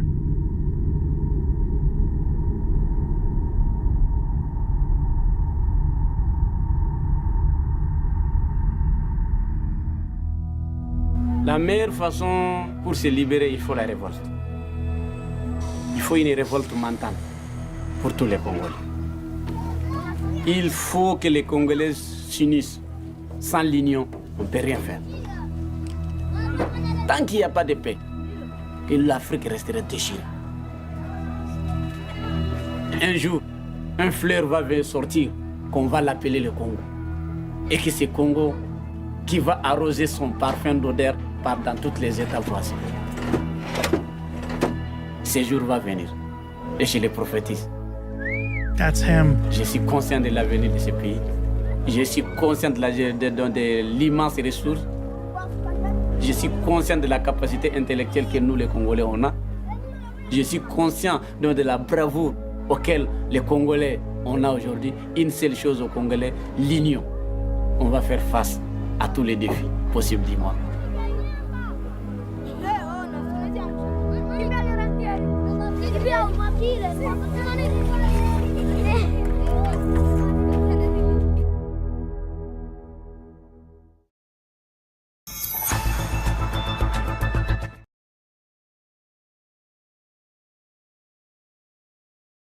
Man, that sucked. All right. That's fucking wild. So, wash stream. I was having a moment, so I didn't want to, pause the stream. Here's the only thing I'll tell you. What I'll tell you is that it is exactly because you're right about human nature why capitalism will is always bad.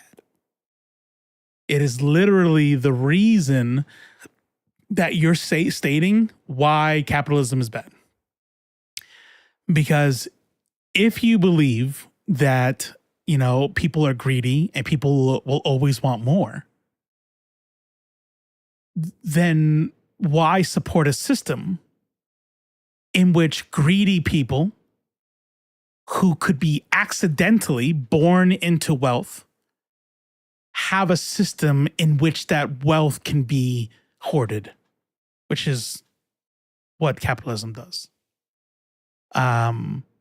It is because of human nature and the nature of classes and castes and unequal, you know, opportunities. It is these reasons why we need a form of governance that ensures, you know, egalitarian and power to the people.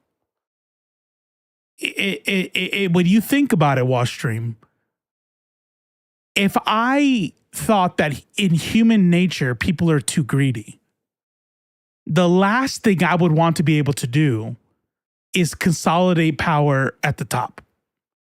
So a system in which distributes power to the people is a system that I would be fighting for if I believed what you believed. Socialism is also bad in that regard because it's the same set of greedy people. It's just now governmental figures that will inherit most of the benefits. So here's what I'll tell you. Is I had a lot of the same thoughts that you've had. I already know where this is going. I've talked to friends about it. They've come around. Here's what I'll tell you. Here's where your main mistake is.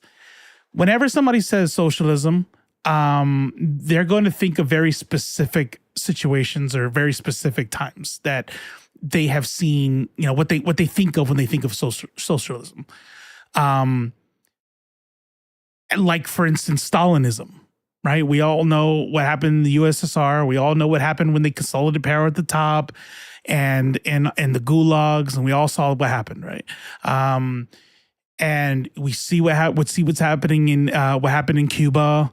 Not, you know, but we also know, just so you know, the United States fucking made that happen. But to say that there was no corruption or power hoarding would be naive.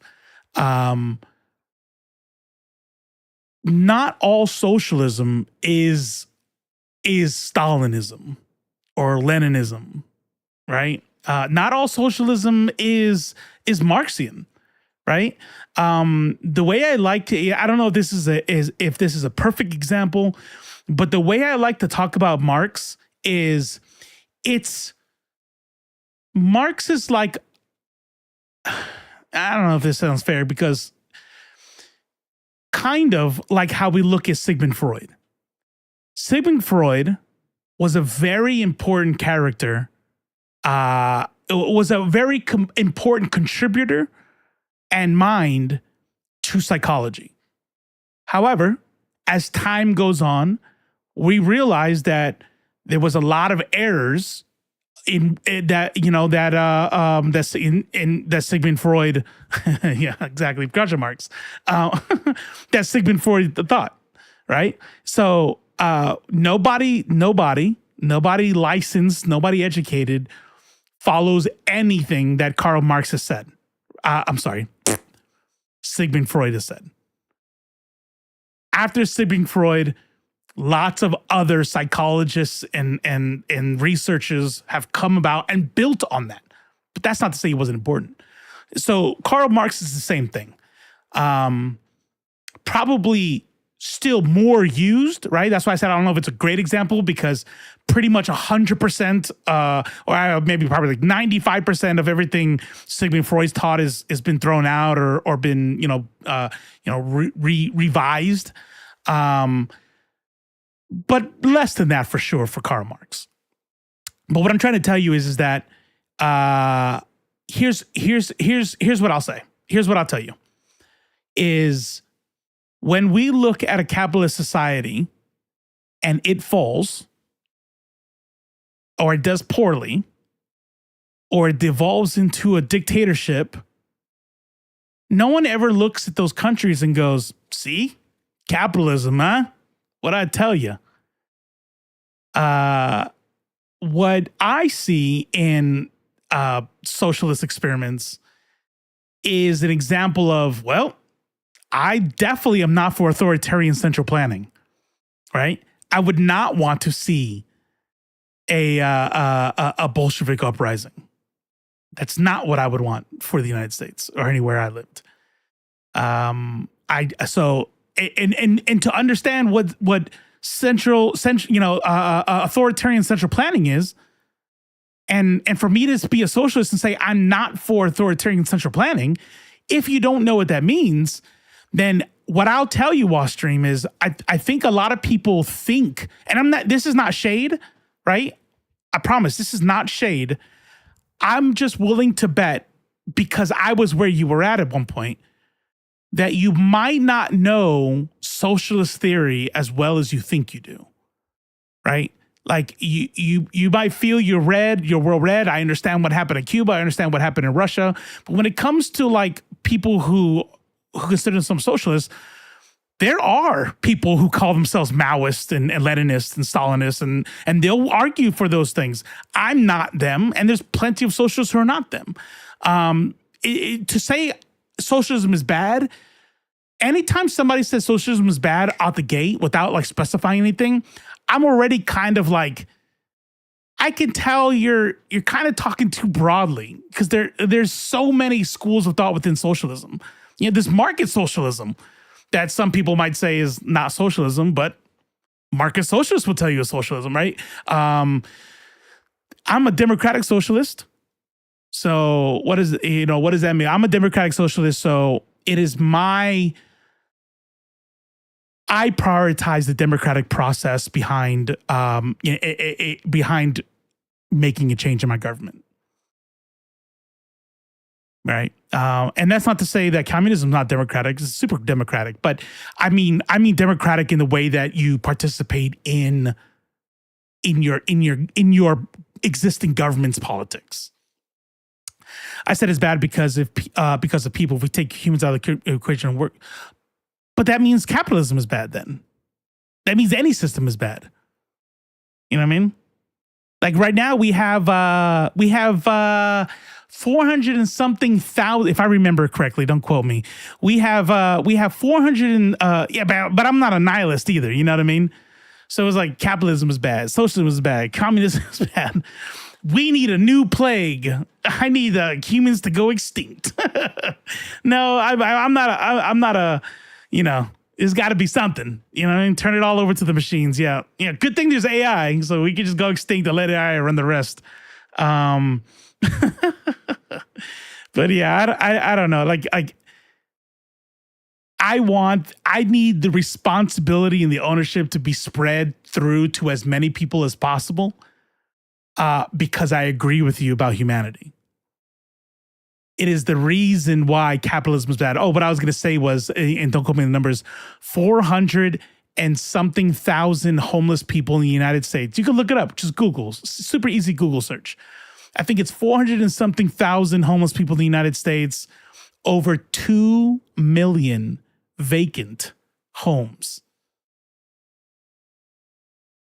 And I'm not talking about dilapidated, abandoned homes. I'm talking about homes held by banks and investors all across the country.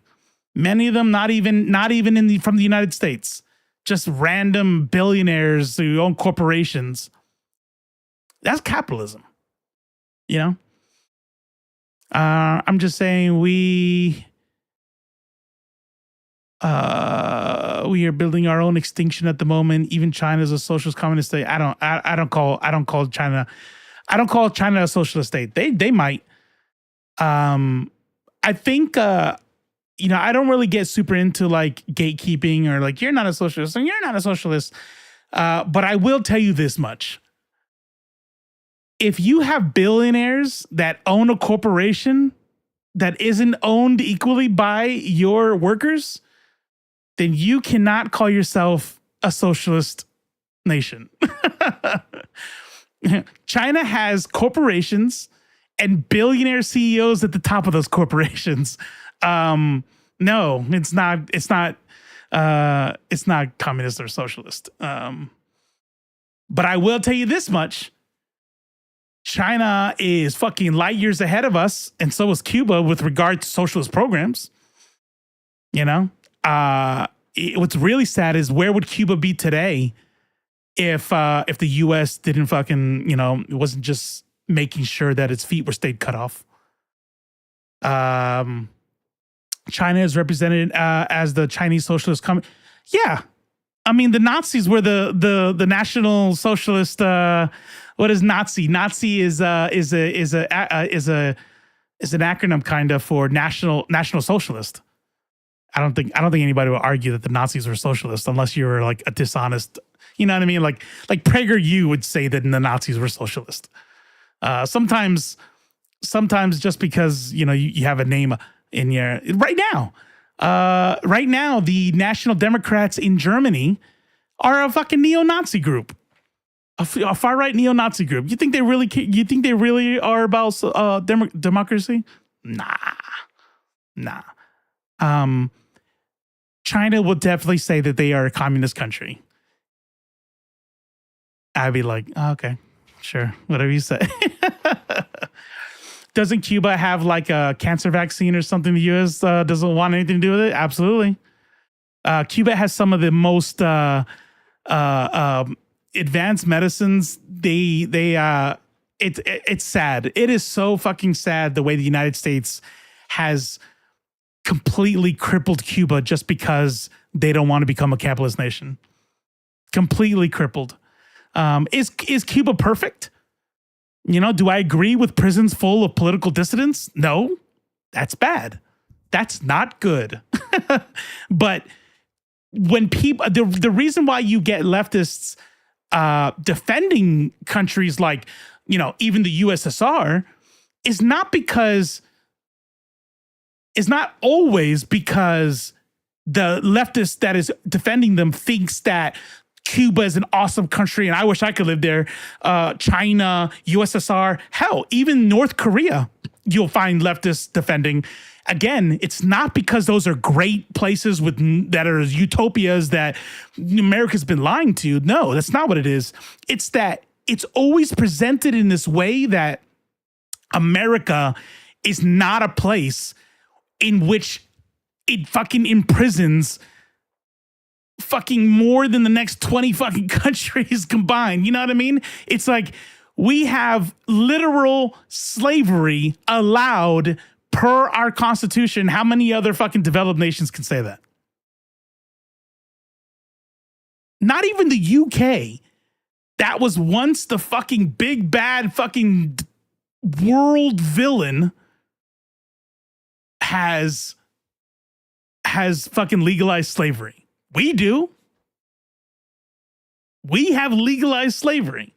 We have entire systems in place to make sure that we populate privatized prisons. So not only are we imprisoning them and putting them in the system, we're enabling other private CEOs to become billionaires, at least 100 millionaires, off of the imprisonment and make extra money from the state because, oh my God. I mean, every time I talk about this, it's like, it grates my brain. One, for how much of my life I was not realizing this, but also two, just the nerve that our country has, the fucking nerve to be like, ew, China. Ew.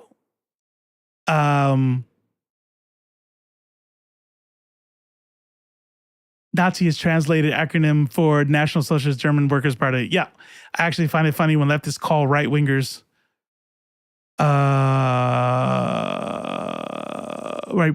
fascist. By the way, I'm centralist. Nazis are closer to fascists. when leftists call right wingers what? I'm not sure. I'm not sure how the rest of that sentence goes. But yeah, that's my point though. That's my point. Like, was the USSR perfect? Was all that shit perfect? Nope. But their imperfection was not based around. Their imperfection wasn't based around their socialism. Their imperfection was based on the corruption of the government, and we have no room to talk about that. You know what I mean?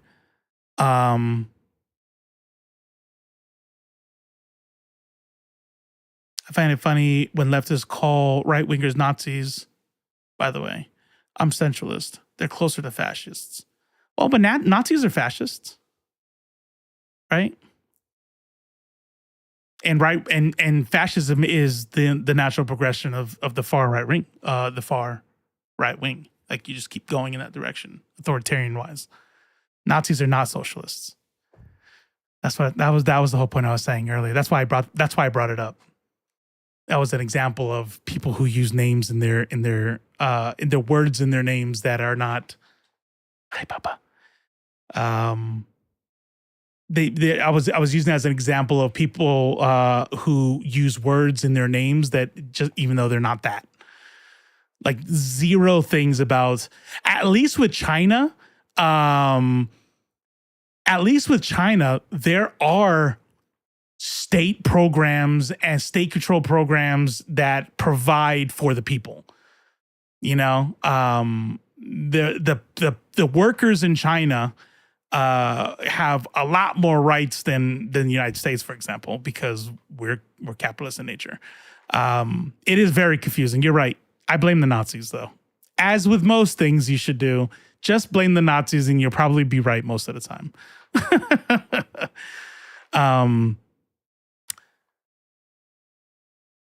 But yeah, with Nazi Germany, here, let me help you out.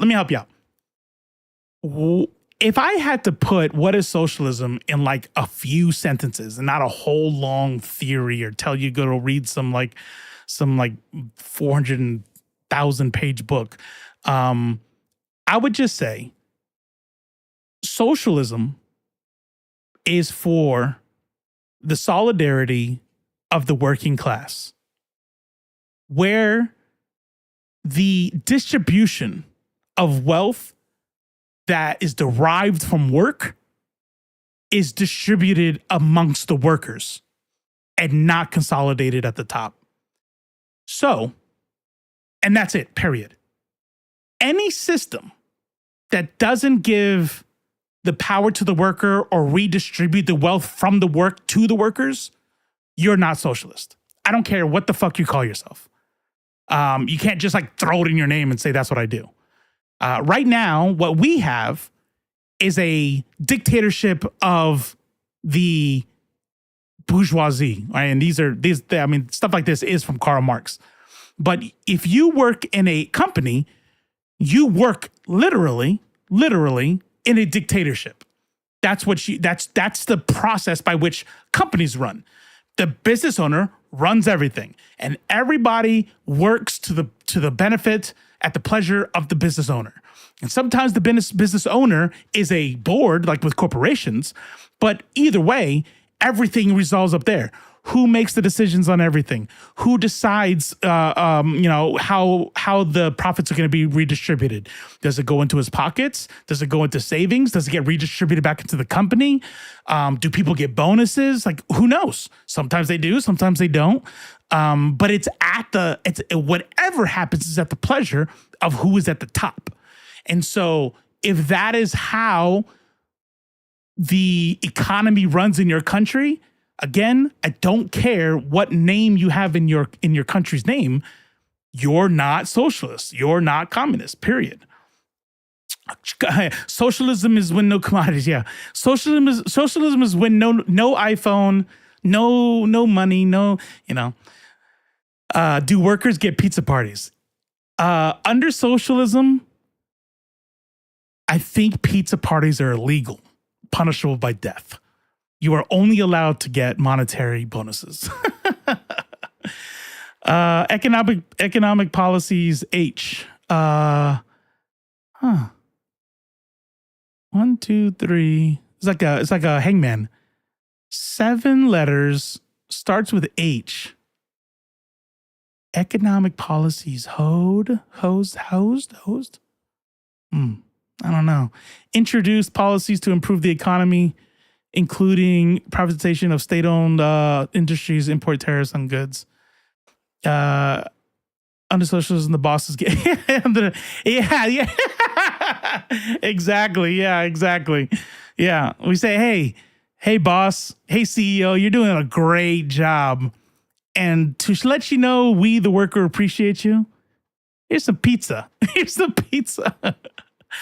Oh, by the way, after work today, I know you were hoping to go home to your family. We're going to have a fun day. Yeah, we're going to have a fun day. We're going to play some games in the office, okay? So I expect you to be there. Be a team player. Okay, where are we at? We're almost to, actually, you know what? I started late. That's why I feel like it's late. Is anybody down for some brain rot? It is late though. I am. Boom. Then we're doing brain rot. All right, let's find something. Yeah, quick one. There we go. Yeah, I like it. I like where your head's at, especially after that shit today, man. That's fucking sad. I did not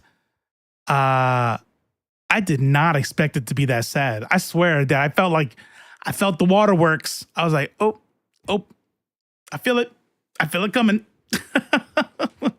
That's fucking sad as fuck.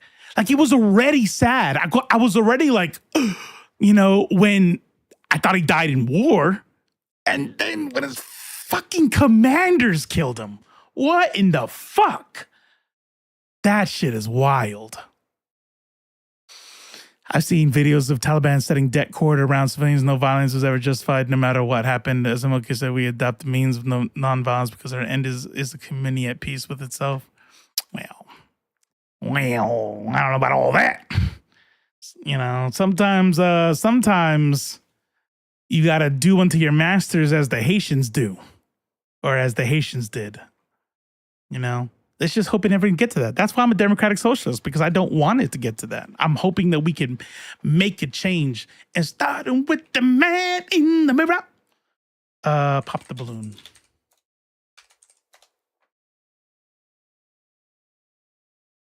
I'm not gonna lie, these like knockoff ones, I'm never a fan. Cause I'm like, you don't even do it right. And your setup is horrible. If it's not Arlette Amuli, is Arlette Amuli the one who started it? Because I feel like she's always the good ones. Prison is true communism. Everyone's equal. I don't know about all that. Prison is the source of slave labor. You silly goose. No, I'm just kidding. I know you're kidding. All right. Let's get some so we're gonna do another heterosexual one because I'm selfish and heterosexual. But I think on Friday we're gonna do a queer one. But because I'm selfish, it's probably gonna be a lesbian one, and then the next Monday will be a queer one. So a male like gay one. So if you got any male gay friends, tell them to watch on Monday. Let's get this going over here. I gotta put the volume up because my stream deck is broken, I guess.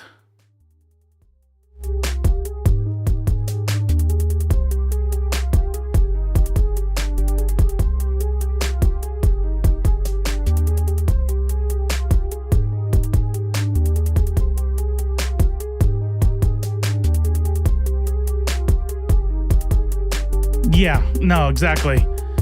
Like your set is shit, your camera shit.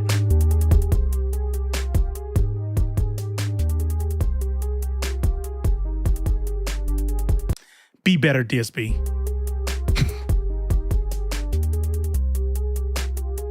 All right, again, so if this is your first time here, we like to We like to end with a little palate cleanser. We call it the brain rot.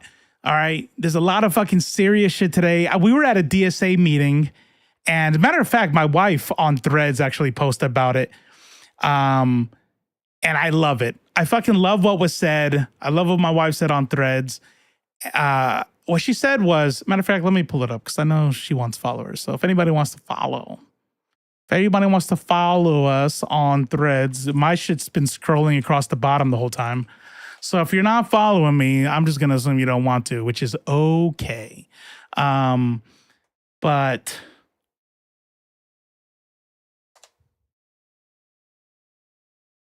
what? Oh, Thread. This doesn't seem like the right site.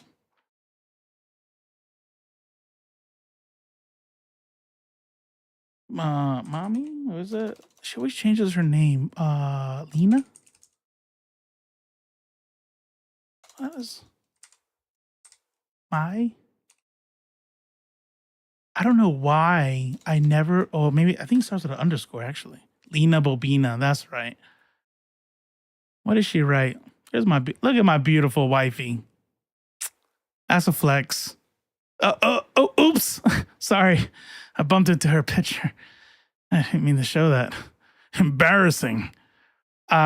Listen, this actually came out of, this was out of the last DSA meeting we had. Somebody brought this up, and a new member, and I love it. I fucking love it. And this is why we do brain rot, by the way. In times of joy, in times of struggle, joy is a radical act. Yesterday at a DSA meeting, someone reminded us something powerful. While we fight, organize, and push for change, we must also nurture joy within our communities. Joy sustains us. It keeps us from burning out. It reminds us of why we fight in the first place. Whether it's dancing, sharing a meal, watching a movie, laughing, those who stand behind us, those moments of joy are not distractions. They are fuel. They are resistance. They are necessary. The woman who said it at the meeting said, joy is radical. If you let yourself fall into the worst pits, then you can't fight. So don't feel bad. Make sure you get out there and take care of yourself. Find joy, right? I need to make a bingo card for the show. Yes, do that. Share it on the Discord.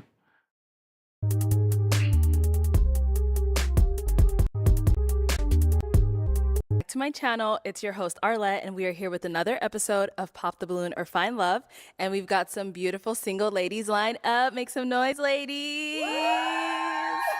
Yes, okay. So we're gonna be bringing out some single men one by one. When you come, by the way, we're gonna still do the same thing we did. If you want, we'll say. Let me see something real quick.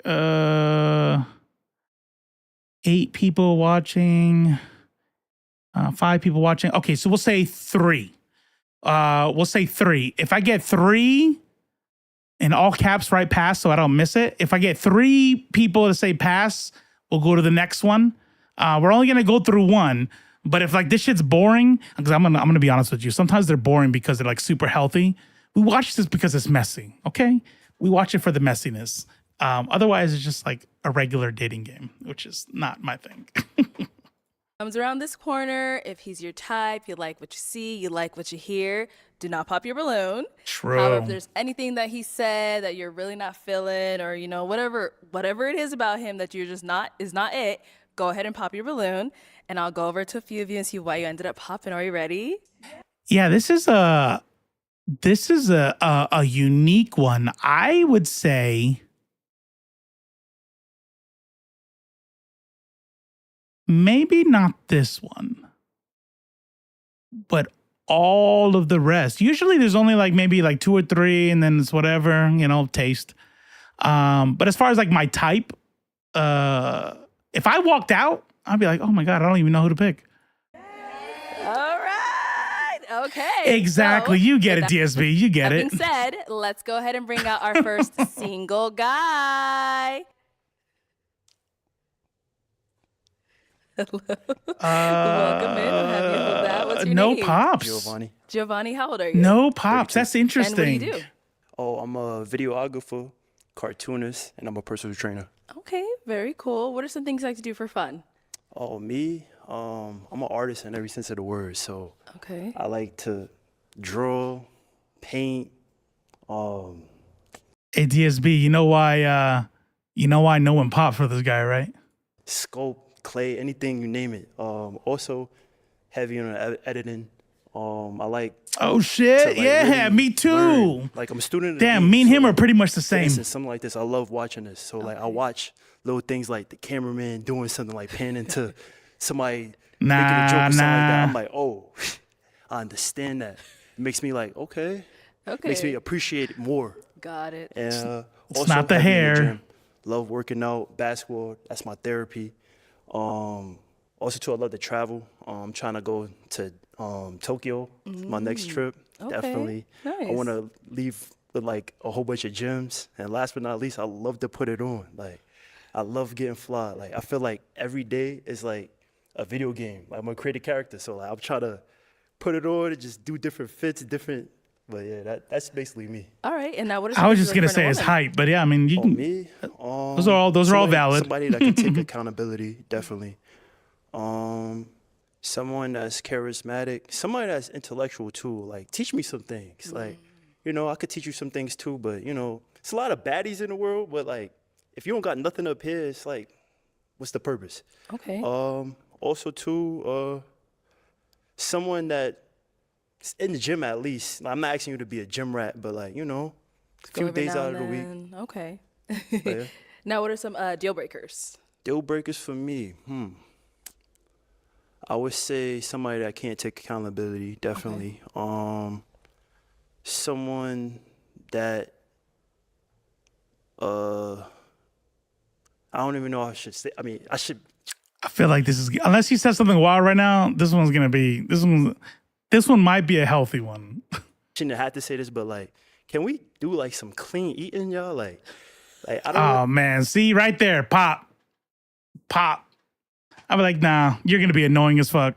You're gonna be telling me aspartame causes cancer or some shit. But somebody that's not. For instance, I was talking to this girl one time, right? She told me she don't drink water.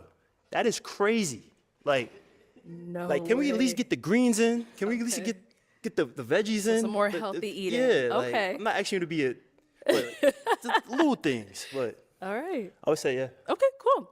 So we haven't had any pop balloons yet, so I'm gonna go ahead and hand you a pick. Oh, So see, there's no, quite a few see, ladies. now she, I think she just had a bad angle. I would go. Oh man, that's rough. I would pop this one first. Oh, you don't see that arrow. Yeah, this one would probably get popped first. I think she's standing weird. And then I guess this one, because I don't like her hair. It had like a weird bowl cut. And the rest are pretty. I don't know. So I'm gonna have you pop 3 balloons. 3? 3 balloons. I'm telling you right now, Females look DSV. amazing. Yes. First of all, you called them females. That's already weird. But anti-vaxxer, you could. I would put money on it. I would put a whole paycheck on it. Ew.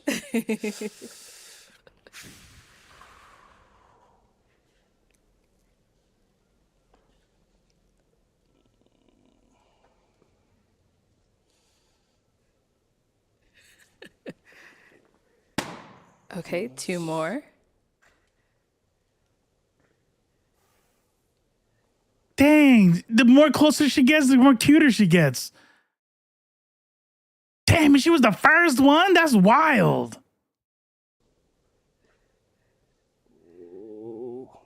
You know you're gonna hit blue. What? And 1 more. Okay. Respectfully, sorry. Let's start down there. First one you ended up popping. All right. He's talking about being in the gym and eating healthy, and he left the one who's the thickest on there. That's interesting. We can start with your name and age. I'm Ken. I'm 27. And Ken, what do you do? Oh, that's my type right there. I know you all were wondering. You guys were out there like, man, I wish he would say which one's his All right, type. we can start with your because name and this is super important. I'm Ken. I'm 27. And Ken. That right there. This right here is my type. That's why, yep. And what do you do? I'm a research coordinator in internal medicine and also a grad student. Nice. And why'd you have your balloon unpopped? I wanted to hear more about him. I like his style. Not typically what I go to with the locks. I like more of a clean cut, but definitely interesting. Okay, got it. So I saw it was really tough, but why was she one of the pops? All you girls look phenomenal. Honestly, Pop, I was more attracted to the other ones. Let's just keep it a buck. That's understandable, yeah. But look phenomenal. Thank you. Thank you. Let's go to the other one we ended up popping. Yeah, man eater. Yeah. My type's Pedro Pascal. My type is you. You missed it. I already flexed. I showed you. Okay? They know my type because I showed your picture. How about that? See? Coming here, talking shit, talking about other men in front of my face. When Pedro Pascal goes missing, you don't have anybody to blame but yourself. How about that? Lunica, 27. Lunica, what do you do? I am a high school teacher, and I'm also a content creator doing online coaching. And she's pretty too. And why did you have your balloon unpopped? I wanted to just hear what he had to say, give him the benefit of the doubt. A bit animated for me, but I did want to hear what this you one had right here to hacked? say. Got it. Yeah, she's And why did we super end up pretty. popping hers? Same thing. Like I feel like out of attraction, it's probably the least, but still gorgeous. Thank you. I feel like I never get And clipped. Our last one here, your name and age. My name is Kenyani. I'm 27. And she's Kenyani, pretty. What do you do? I'm an external consultant in organizational development and effectiveness, and I also model and long-term, I'm kind of into health and wellness. Okay, all right. So why did you have your balloon unpopped? Why did I have my balloon unpopped? Because though, you know, attraction does meet the eye first, I'm trying a different approach where I'm just trying to listen to mindset first. And you seem like you're a very creative individual, and that was just kind of something where I was like, okay, maybe we could talk more and talk about creative stuff or what else you're into. So I just want to give you the benefit of the doubt and hear your mindset. Yeah. Okay. So why do we end up popping hers? She's pretty. I'm trying to stay away from the light skins. Like I tend to like gravitate, like they'll come to me, but like, you know, I don't know, like I think like I was more of that. Okay. Yeah, all right. But yeah, she's really pretty. Perfect. Thank you. That's legit though. That's legit. That's like anti-problematic. You know what I'm saying? Like, I want my women darker than you. Gotta give it up. Gotta give it up. Ooh. All right, we got to pop back here. Your name and age. My name is Caroline, and I'm 30. Does she think she's light-skinned? I'm like, ma'am. 32. Caroline, what do you do? I'm a project manager in the healthcare industry. Okay. Why'd you end up popping your balloon? The reason why I popped my balloon is because I don't really like the way you dressed. It's like, I get it, like it's your style, but it's just not really my style. So, yeah. I'm not gonna lie. Sometimes I don't like commenting on people's dress because like it's not like I'm some like fashionista or something.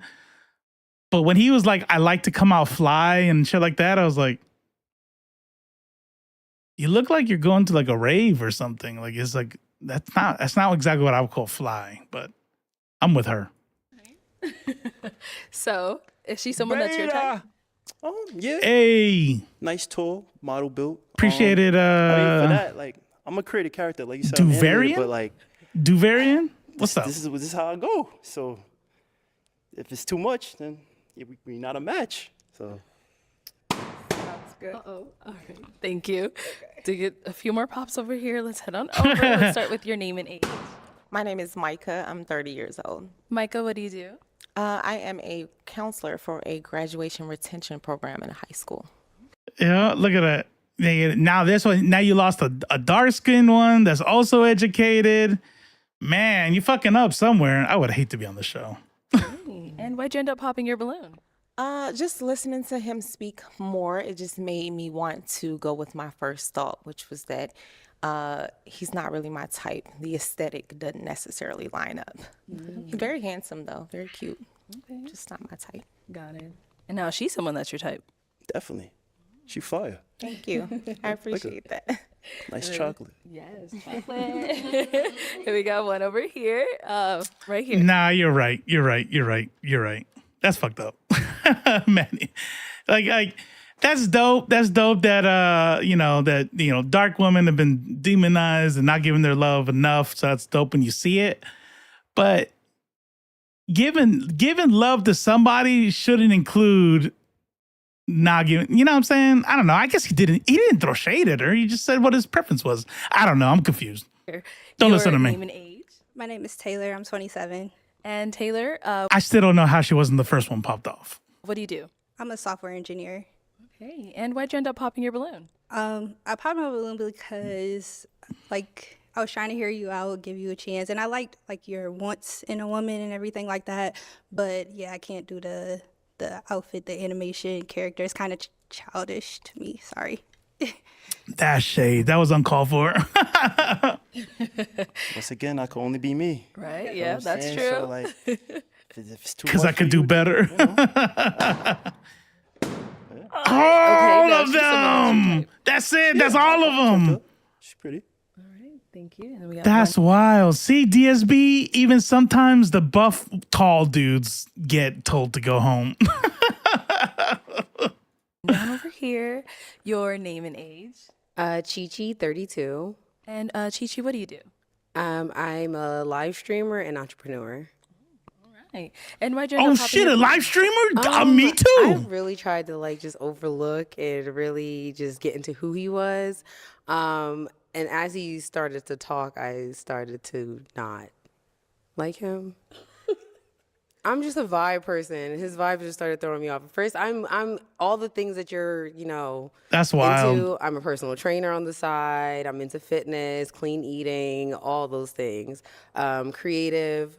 But then I think it was your responses that kind of threw me off. It was more so that. Okay. All right. Same thing here. She's someone that's your type? Fire. I like the fit, too. Thank you. Judge on point. Thank you. You too. But, you know, yeah, like I said, it could only be me. So. It's the shrug. I think it's the shrug. You're like, I think it was a shrug. And everyone, you was like, well, you know what? I can't be. I was like, oh, man, you gonna do that when you go out? Or so it was kind of. I'm pretty chill. You know what I'm saying? I mean, I could be sarcastic. Well, she didn't say you weren't chill. She said you shrugged too much, That's fucked up. But you're right. Let me ask you this, though, man-eater, and any other woman that might be listening. I want you to be honest. I need you to be honest. I need you to reach deep down into the honest part of your brain and pull it out to the front and say, if this was a lineup of dudes and there was a girl, a woman who was going down the line and somebody said, nah, I didn't like the way you shrugged, would you all be like, hey, sometimes it be like that? Hell no, you wouldn't. Sarcastic, but like. Okay, I speak sarcasm. I get it. Okay. Okay. I don't get dumb from him. I get here's the thing. I get he's a goofball, and if you don't want to be with a goofball type, then I get not liking it. No, I get that. Okay, that was that. It was just that. It was your responses. I was like, you're just digging a hole and just jumping in it. Okay. But definitely love your character. Love everything about you. That's got to be real hard on your ego. That's rough. And we had got another pop back over here. Your name and age. My name is Daisha. I'm 29. Okay. Daisha, what do you do? I'm an Airbnb host. I do life insurance. Okay. So why'd you end up popping your balloon? I hate when people see this is like I'm too leftist brained. I need to take a break from politics or something because I hear Airbnb hosts in life insurance. I'm like, no, you're gross. I would have popped your balloon. I'll be that weirdo that probably like, why did you pop her balloon? Is she not your type? Oh no, she's my type. She was gorgeous. Like when I walked out, I was hoping it was gonna be her the whole time.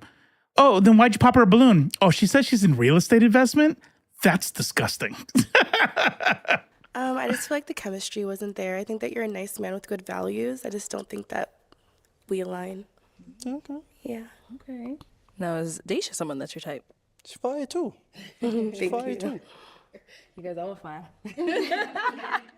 All right, then we also got a pop here. Your name and age.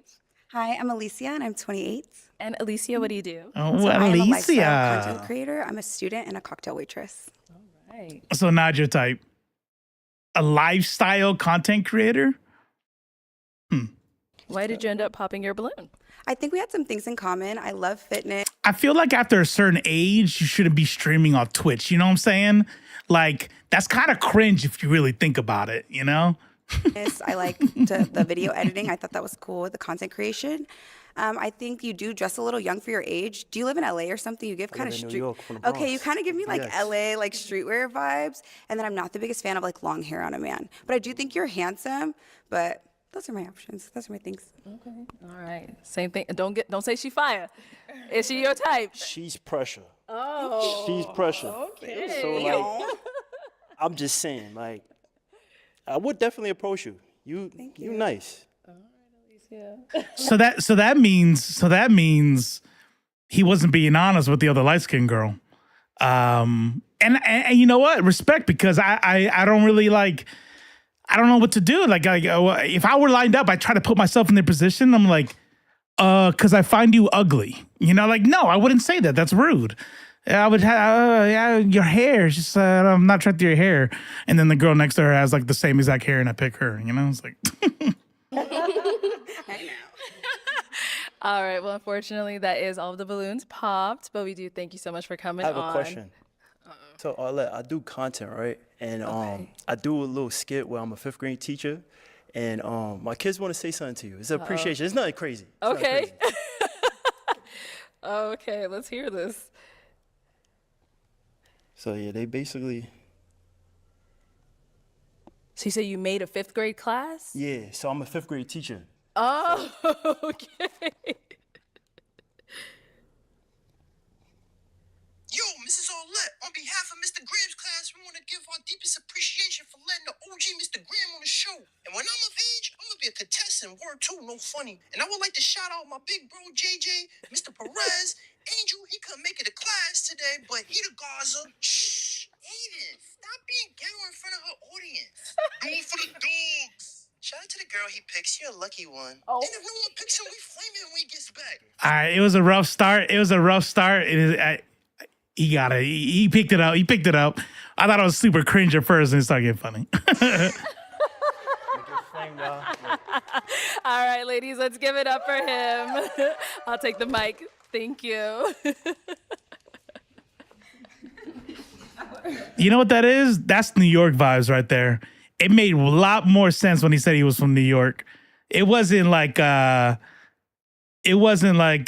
his not funny at all divorce. I think he saved it. You can't divorce me. That's why Trump won. He's gonna make divorce illegal. All right, let's go ahead and. Hello, welcome in. Oh no! Oh no! It's David. Dave? David, how old are you? I'm 30. And what do you do? This is why we Postal watch. carrier and This is why we watch. Part-time investor. Okay. And now, what are some things you like to do for fun? Like to travel. Four's not bad. Four's not bad. Play the game. Yeah, it's definitely the clothing and the hair, guaranteed. Well, I'm sorry. Play basketball. Go to sporting events. Read from time to time, and getting back in the gym, so work out too. Got it. The Two-Face. Now, what are some things you look for in a woman?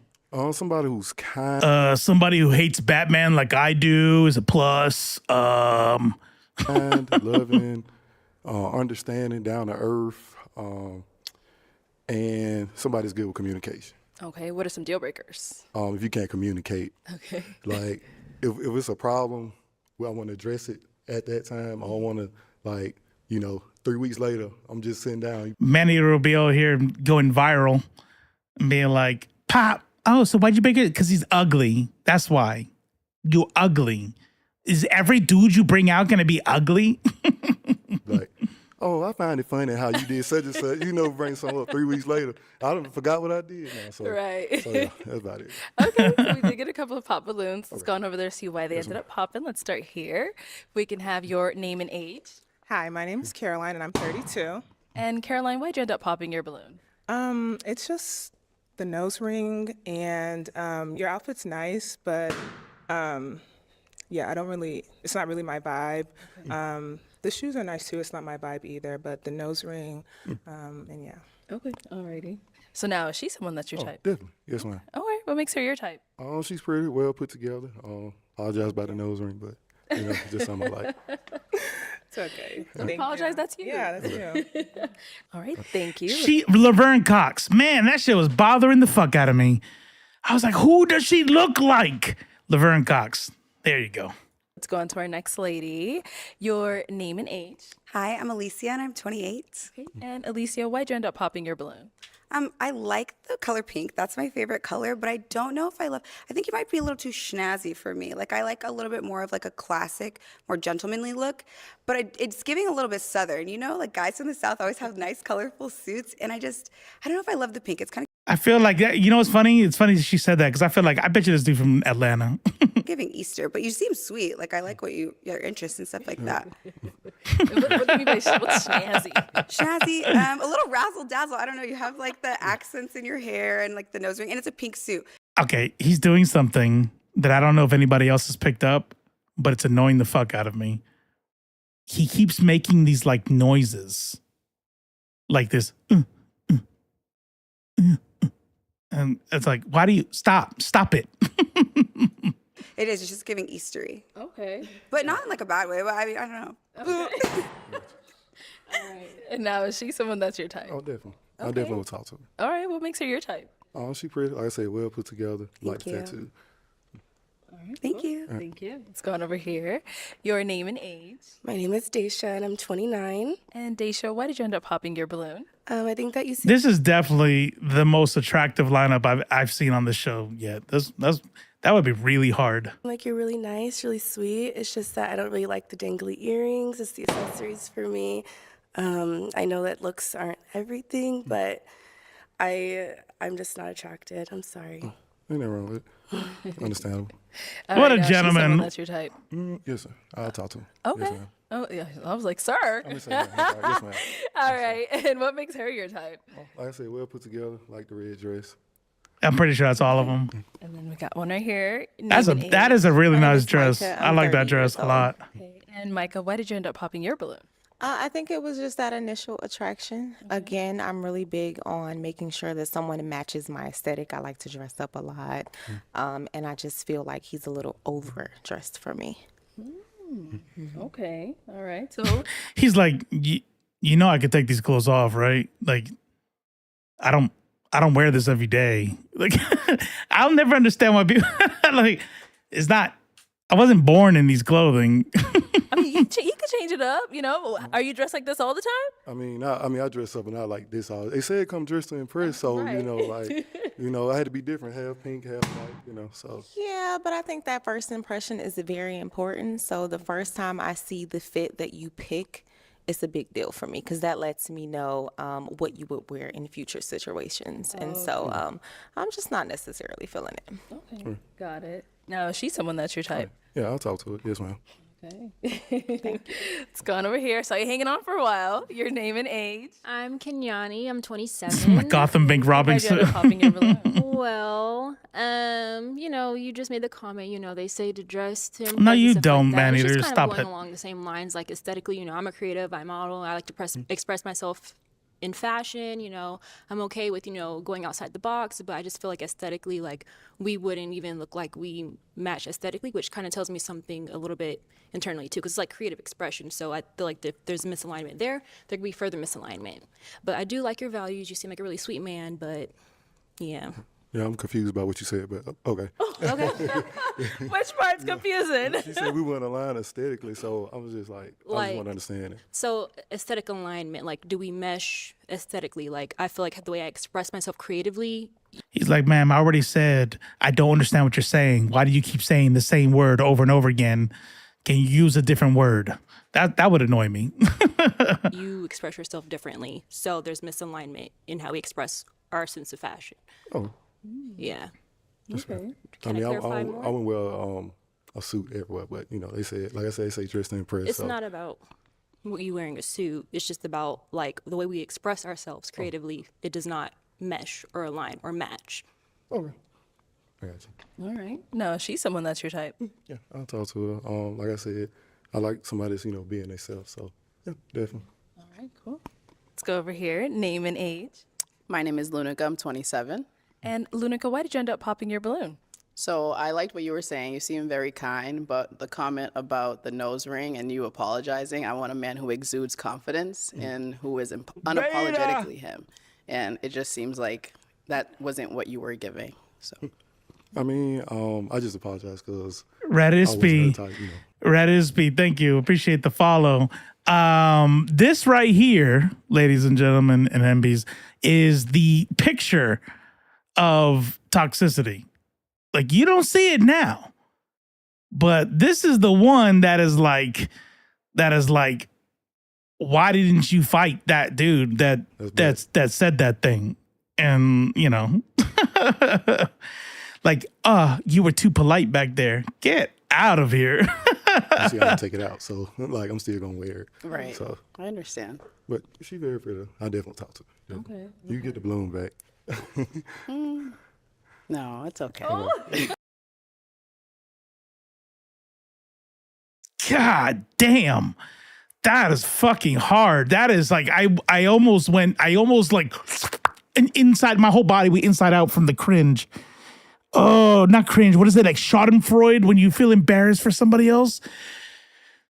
This is why I don't do this. This is why. No. So it was just the nose ring and him like apologizing? Yeah. No, stop it. Stop. Just go on to the next one. That's what I would say. I'm like, it's fine. It's really okay. Can we get on? Can we move on? Like, if you exude confidence, you wouldn't apologize for something like that. If that's No, not you're right. It's not Schadenfreude. Now I got to figure it out. If someone doesn't think you're their type, then it is what it is. But the fit is trim. You put it on. Okay? Even though it might look like Easter Sunday, but you still look good. You look good. Man alone. I love the hair. I was just saying, it's like.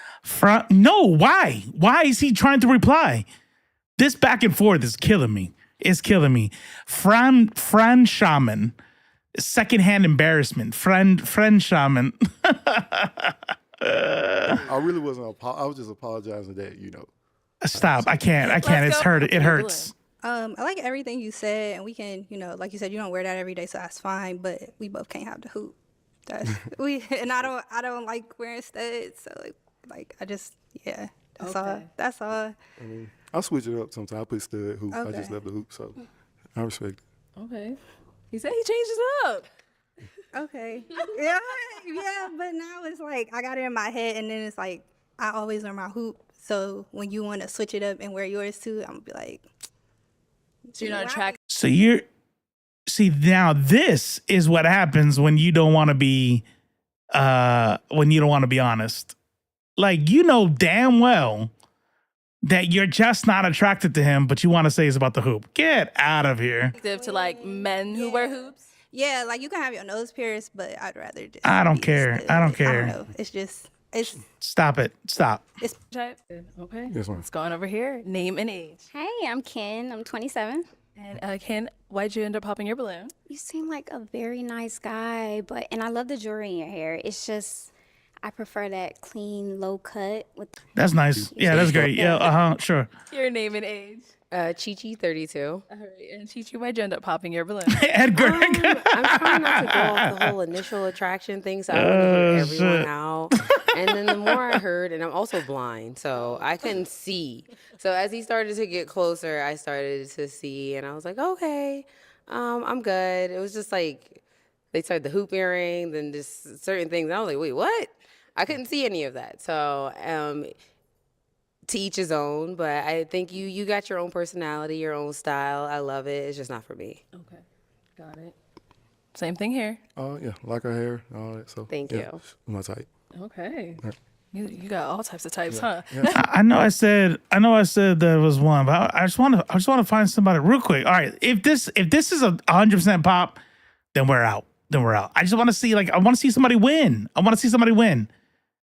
Hey, this dude looking like a can of biscuits ready to pop. See, this is what I'm talking about, babe. This is what I mean about how I'm like, I can't wear that because I know not everybody can wear anything.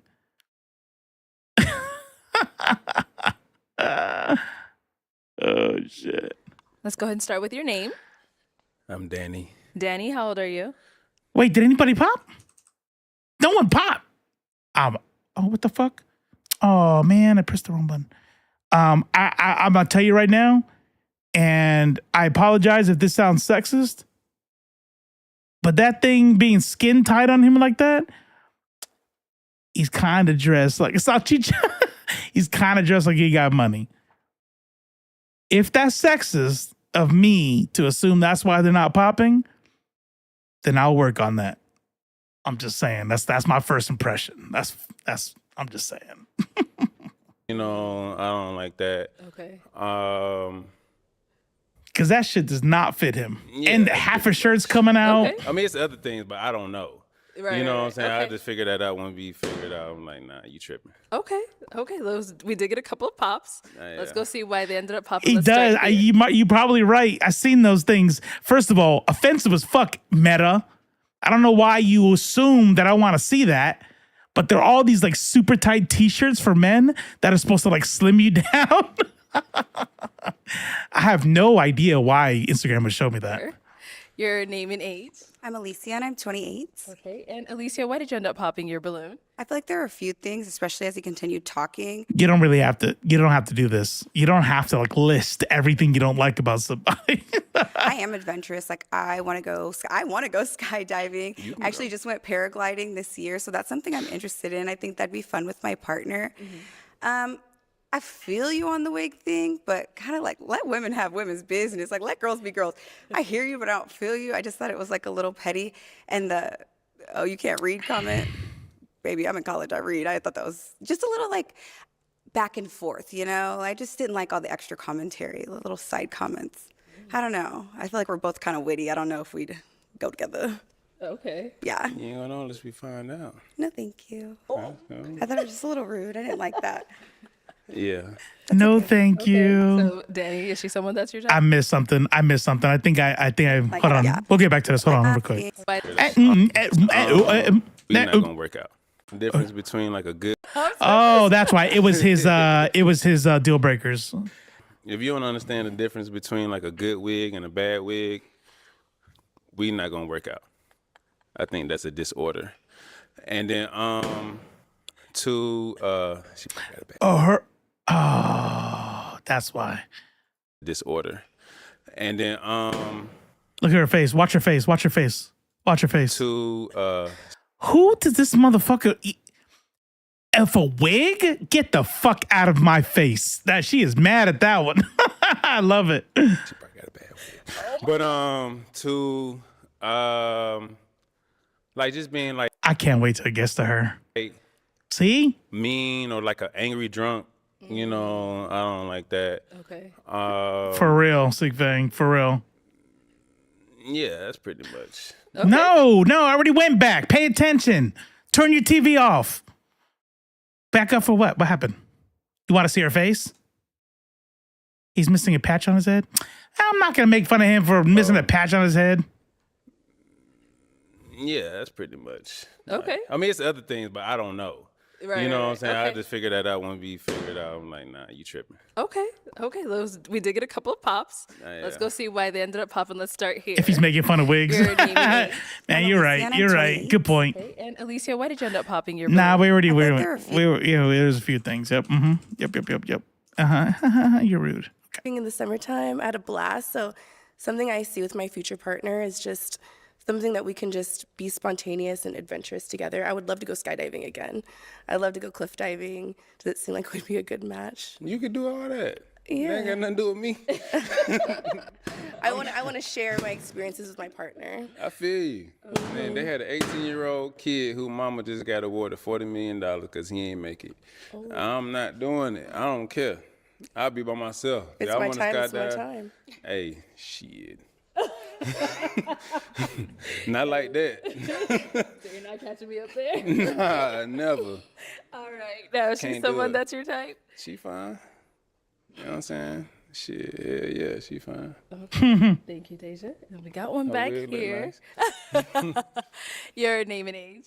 I'm Caroline, and I'm 32. Okay. And Caroline, why'd you end up popping your balloon? To be honest, I like somebody that's more like physically fit, like working out. I like the way you dress and things like that, but you know, a little bit more. I mean, it take a little time, 2025 my year, but it's cool. I done lost like 10 pounds in the last 2 weeks. You know what I'm saying? And then I used to be on a wrestling team. So when I really get focused, because I ain't made the basketball team, but I really get focused, I know how to cut weight. So 2020, I've been starting out. I ain't want to wait till New Year's. I wanted to, start December. Man, you talk And I'm way too tired much. of eating the same Stop. thing. Shut up. Stop. Uh-huh. And now, Danny, is she someone that's your type? Yeah, she cool. She got, she real pretty. You know what I'm saying? Got some pretty lips and stuff like that. You know what I'm saying? Pretty toes. So yeah, she rocking. Cool. Thank you. She got a nice little. You know what? I gotta give every dude on here so far. They clearly watched this stream and they heard my advice on when you are given bad shit, like you don't give back, and then you just look mad. I'm glad they took my advice. Good smile. She seemed like she can take a job. Oh my God. Pops down here. Let's start with your name and age. I'm Kenyani. I'm 27. Okay. And Kenyani, why'd you end up popping your balloon? I ended up popping my balloon because at first I'd say that there wasn't initial like attraction, but then I heard your sense of humor, some of your values, and your thirst for knowledge and stuff like that. I was like, okay, cool. I love his mindset. But then when I heard some of the responses back to like other people's, wanting to go skydiving and stuff like that, and then you're like, oh, well, you can do that, and that ain't got nothing to do with me. They're expressing, how that's something they like to do, like the quality time of doing that with their partner, the experience with their partner, but still it's kind of like okay, they ain't got nothing to do with me. So it's kind of like in further arguments, if there's something that we have to compromise on or I want to feel supported with and stuff like that, it's just kind of like, if you don't want to, then how are we going to meet middle Look, ground? if you want to hop out of a plane, that's on you. I'll be right there at the bottom. I'm not doing that. I don't have to do what you do to support you. You understand what I'm saying? That's just, y'all just stuck on the skydiving thing. Y'all tripping. You know what I'm saying? But at the same time, like outside the skydiving. It's really not. It's not the skydiving thing. It's the way you're responding to people for it. Because it's like skydiving is like the number one thing that I'm not doing. But everything else I'm open to. But I'm not just going to be like, hey, I might die, I might not. Shit. Understood. You know what I'm saying? And then actually, if you listen to... Nah, I don't give a fuck. Yep, don't care. Yeah, that's great. Yep, okay, all right. 27. Okay. And You said Lunica. Ludacris? Lunica. Lunica. My bad. As a kid. You want to skydive too? I would. It's not at the top of the list. So Lunica, why'd you end up popping your balloon?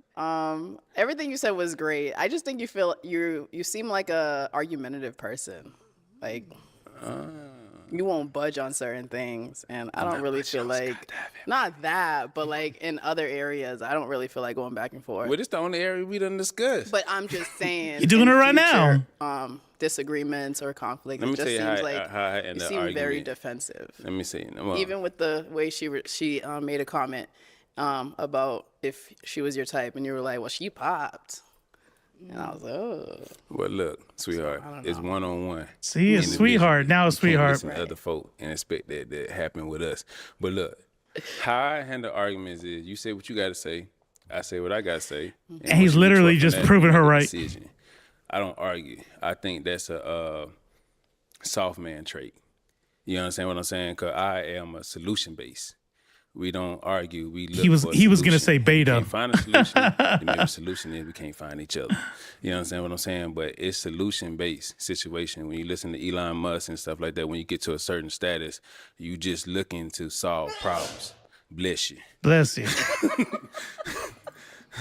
Understand what I'm saying?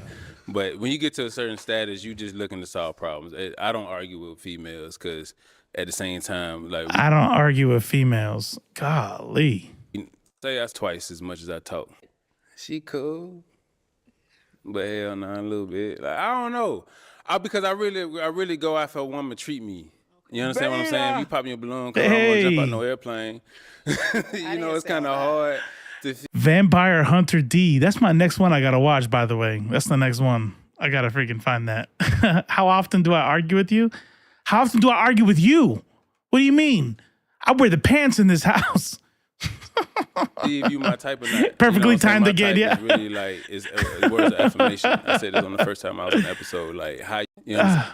He ain't my type, so I Vampire Hunter. Isn't that a anime? Vampire Hunter D, isn't it? didn't get a chance to hear it because she just got stuck on what I said to another chick. You know. So if you're in a relationship and you don't like Yeah, what yeah, the it is. person is saying to you, how do you handle that? You made me second guess myself. I was like, wait, are those two different shows? Maybe. Like I said, I just listen. How can I handle Oh, anything if I which don't understand movie? where Oh, you're I don't coming know. from? You know what I'm saying? Whichever gotta one comes listen. first, I guess. Like I'm a leader, baby. So if you to be Bro, this is who's the dude that he was like a black Andrew Tate, but he wore a suit wear a suit all the time and probably didn't do human trafficking. But he was a dick to women and was always telling people about being a high value man. I know somebody in the chat knows what I'm talking about. Kevin Samuels. This motherfucker listens to Kevin Samuels. Telling you, 100%. Always. You could always tell. Like, okay, that guy listens to Fresh and Fit. That guy listens to Andrew Tate. This is a Kevin Samuels fan right here. Yeah, he's dead. Thank God. Be a great leader, you got to be you got to listen to the people who's behind you. So if we in a relationship, Shut up. Next, I need to get to the one in black. Popping your balloon. It was really just your age. Like, I'm like 12 years for me, that's a little pushing it. And you probably are like set in your life. And I'm just now getting to the point where I'm like settling. And I don't know if that would work. Man, the only way you can know is find out. But what you mean setting your life though? What you mean by that? Just as far as like you were deep in your career, and like family wise, I don't know if you have kids or anything. No, I do want Messi, but he's just like he drones. He's just like it's just like he has like this monotone voice, and he does like vocal fry, but like male vocal fry, which is way worse. And no, thank you. Like that already. Like I don't have kids, and like career wise, I'm still trying to climb the ladder, so I'm not. Well, life is always about consistent growth. You understand what I'm saying? Like I haven't always been doing taxes. Mm-hmm. You know, that's something that came later on. You know, so how I would handle that is like, okay, you young, you 27, you ain't got no kids. I don't even understand why you have to have a response. Like why do you have like what's supposed to happen with this? What is supposed to happen with this? Oh man, you know what? I saw you come in the chat. I'm like, how am I gonna? Let me see something. Maybe we'll do an auto detect. That's what I'm gonna do. I'm gonna do auto detect. We're gonna do this. We're gonna do this right. We're gonna go detect language. Boom. Children who love to eat watermelon. All right.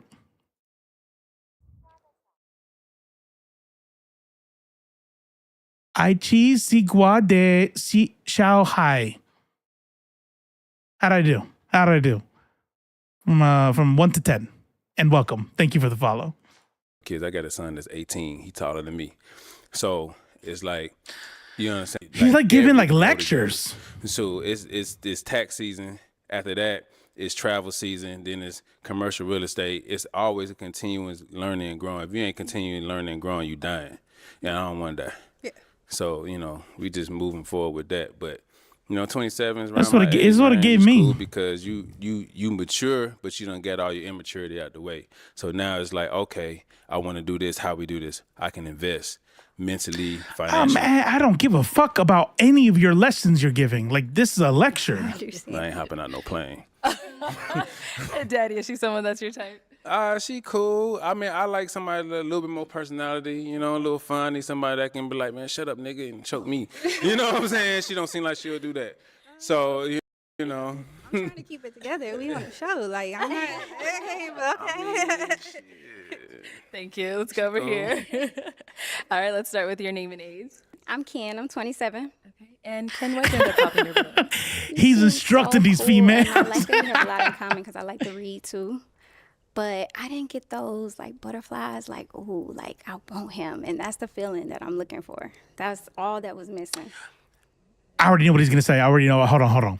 He's going to say, oh, that's not what you should be looking for. And, you know, relationships are more serious than that. And that stuff's going to be, it's fleeting. You got to look for something deeper than that. That's what he's going to say. Watch. What's the last book you read? The Silent Patient. Oh, you get that? That's slick shade. He said, what's the last book you read? Meaning like, you don't read. Damn. Thriller. Alex Mackin. Oh, you read, I was don't know it how to say his fictional? last name. This dude's talking about reading, and he goes, oh, you read, what's the, fictional? Like historical fiction. I like romance. Pre-watch. I like thrillers. I like a little bit of everything. I done wrote 3 romance novels, 15 scripts. Really? Yeah, and all the books I read about personal development. So what'd you say about that? Bitch. No. Yeah, I like a little self-help sometimes too. Yeah, all the time. Okay, now Danny, is she someone that's your type? Hell no. I don't like the hair. I ain't gonna tell you a lie. I can't like. Don't? Nah, it like a little mushroom top. That's what it's called. It's a mushroom. See, I was right. All right, then. It's okay. But you cool, like the reading and stuff. It is a I ain't 90s sitting around look. just reading all day. That's where it's You know what from. I'm saying? But I mean, I was reading in the back. I keep my Bible most of the time in my back pocket. Oh, man. Okay. Now, Atlanta. ATL, shout out. Oh, yeah. Wait, what'd you say? Rowdy, a little ratchet. I'm a little rough around the edges. That's where I live now, Atlanta. ATL, shout out. Oh, yeah. Okay. Let's go over here. Your name and age. Chi 32. Chi, Look, let me say something. Look, he got all the balloons pop. He definitely listens to Kevin Samuel. But you gotta give it to him. He's made them all laugh like quite a few times. I'm just saying. I find value in that. I like when I make people laugh. That would help me like, why'd you end up popping your balloon? I'm gonna be nice about it. Don't be nice. This is as nice as it's gonna get. So basically, I don't like someone who's based on like image. Like he said, the wig thing, but you have on a tight shirt and tight pants. It's like if you're gonna talk about someone else's image, you should look at your own image. I looked at my image 10 times in the back, but it's cool though. Oh, well, to each his own, like I said. But I feel like for you to be so aesthetically focused, you should also be aesthetically pleasing. I feel you. Got him. That was all. I ain't gonna tell you no lie. The bad wig thing is like, you can't fix that. Yes, you can. No, you can't. You can go to a hairstylist. Tell her that. You tell her that. I tried.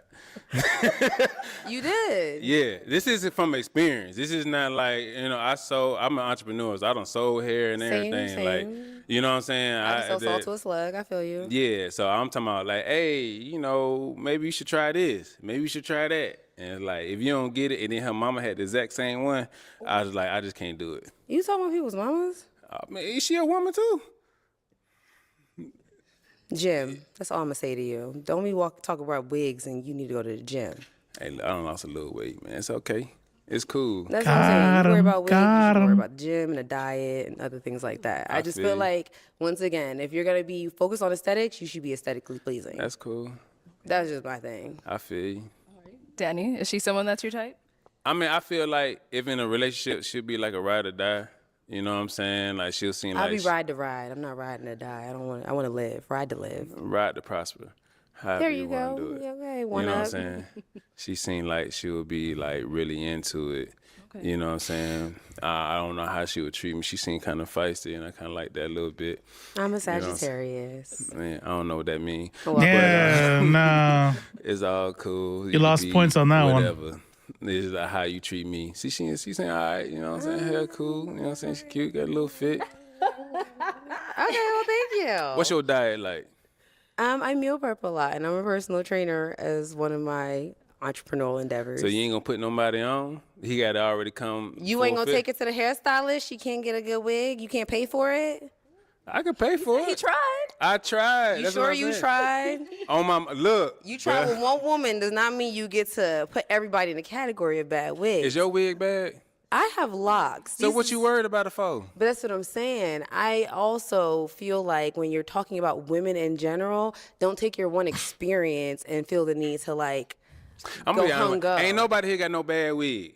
Okay? Then why'd you say it? Cause she asked me what I didn't like. Your deal breaker is a bad wig, and then It you was had a- to go ham, and then you just talked about somebody's mother. Whose mother? The bad wig mama.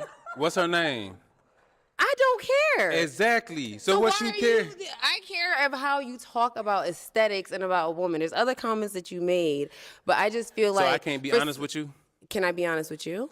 Yeah. That's what I'm saying. You're not All right, aesthetically then. pleasing to be talking the way you talk. That's all I'm So saying. you saying I gotta be fit and swole to Yeah, you goddamn- need to be fit, to say I don't like swole. certain things about certain women. Yeah, it's Oh, about okay. somebody's appearance. Well, if I'ma you're see talking you- about appearance, your appearance needs to be on 100. That's all I'm saying. March 2025, we had the same conversation. March. I I will not care in March. Right now, you're not aesthetically pleasing. All right, that's cool. I will not care in March. And we had one more pop here. Your name and age. Little chocolate. Micah. I'm 30 years old. Micah, why did you end up popping your balloon? Oh yeah. Oh yeah. Oh, that's it right here. This dude, he's like, nah, I'm starting my own channel. You can't be letting these females walk all over you. And you gotta be able to let me tell you about this one time I went on this dating show called Pop the Balloon. So I kept my balloon because I was really feeling the personality. Like, to me, if you can make me laugh, like, you have my heart. It's just the more that I began to listen to him talk, his answers got sassier and sassier. And like, I'm the woman. Like, let me be sassy. You be the man. And yeah. So for those who don't know, and I only know because I got a 21-year-old son, 21 in 5 days. I'm pretty sure sassy means like low key, like feminine. Like she's calling him feminine. And given that he's a Kevin Samuels bro, he's probably not gonna like that very much. Yeah, so it just kind of turned me off the more he kind of answered his questions. They got With a that's smile on my face, good. I got attitude. I mean, yeah, you can have an attitude with a smile. That's very possible. I feel you. But Look at that. And then he's like aggro on purpose. That way he can get that content and see. He was funny and they call him fat and he can't even say a joke and they hate him because he didn't want to go skydiving. This is how women are these days. Man, that's a good one. I will subscribe to that conspiracy theory. apart from him saying that he was someone that was your type? He was making me laugh. I was really feeling the sarcasm, the stuff that he was giving the other ladies. It was making me crack up. But as I started listening again, like it was just certain stuff he said, I was like, I might say that sometimes. Like what? Like, I can't remember. But it wasn't important. I remember I popped it when I heard it. So that's all that matters. Okay. Now, Danny, is she someone that's your type? Yeah, she dripping chocolate all around here. So, you know what I'm saying? She cool. Thank you. you. Like I said, my type is somebody, how they treat me, then I can reciprocate that. Or I could give it to you, and if you reciprocate it, then you become my type. So, I mean, aesthetically, she look good. Aesthetically. Choker. Okay. But, He said, He said, I'm a choker. What? How is that? What? What? Makes me laugh, but it's just like, that's a good thing. Can I really take you serious though? Like, you gotta ask him. Man, like Does I she take you said, serious? I'm not. First of all, you talking about serious like before tax season or after tax season? See? After. After Yeah. tax season, we out of here. Oh, okay. Where you want to go? During tax season, I'm dead ass serious. So it's like this is a fun environment. You know, I'm having fucking relationships is fun. Like, but when I'm talking about money, I'm dead ass serious. When I'm on stage talking and I'm trying to change somebody's life because they don't understand finances, I'm super serious. When I'm shooting a film, I'm dead ass serious. Don't play with me. You know what I'm saying? But this is fun. You know what I'm saying? So I'm looking to have somebody that we could be locked in and it just be in a box and we can be like, we can just have fun with each other. You know what I'm saying? So yeah, I'm gonna talk some stuff back. I ain't gonna let you just get away with stuff, but I don't really take it serious. I'm joking 80% of the time, but the other 20% of the time, I'm dead ass serious. Okay. Super serious. We wanna do this whole thing with me serious? Yeah, I wouldn't No, make y'all laugh at all. 50-50 though, because I think that a lot of us are here to really find love. And so if you're joking 80% of the time, it's kind of hard for us to decipher whether you're being serious or you're actually I'm always joking. serious. Just with a smile and a little joke. Okay. It's all good. A little chocolate. Slipping on a little Hershey. I mean, I don't know. I feel the vibe, but I don't know. What is it? What are you feeling? I'm gonna leave my balloon pop. Okay. I am. All right. Oh, she can't take it back no way. As soon as they would have popped her out, I'd be like, I tried. you talking about? All right, Danny. Well, that's all the balloons popped, but we do thank you so much for coming on. Let's give it up for him, ladies. Hey, y'all clap for me. Thank you. Say y'all clap for me. All right. So I mean, if I'm honest, if I'm being honest, that one for some reason, he did kind of make me laugh a little bit at the end there, but yeah, that's it. We promised one, and we got three. Ladies, gentlemen, and NBs, that is the end of the show. I am Robo, and this is Left Face TV. I appreciate everyone who came out. I appreciate all the follows. I appreciate the watches and the interaction in the chat here. I do stream 3 times a day. 3 times a week. And I will be live next on Thursday on the YouTube channel Blurred Without Fear, where I co-host a show with Ernie the Blurred Without Fear called Nerds of Culture. If you're a nerd and like comic books and video games and stuff, we talk about that stuff, but from like a lefty, we talk about the culture and we talk about, being a better person or racism or whatever. And then right back here on Fridays around 8:30ish, and we'll do the Fallout report and go over the headlines and just, and probably some more brain rot. So, yes, Nerds of Culture is the culture that dashes out something. Good night, everybody. Don't forget, when you're out there taking care of your peoples, also take care of yourself. I love you all.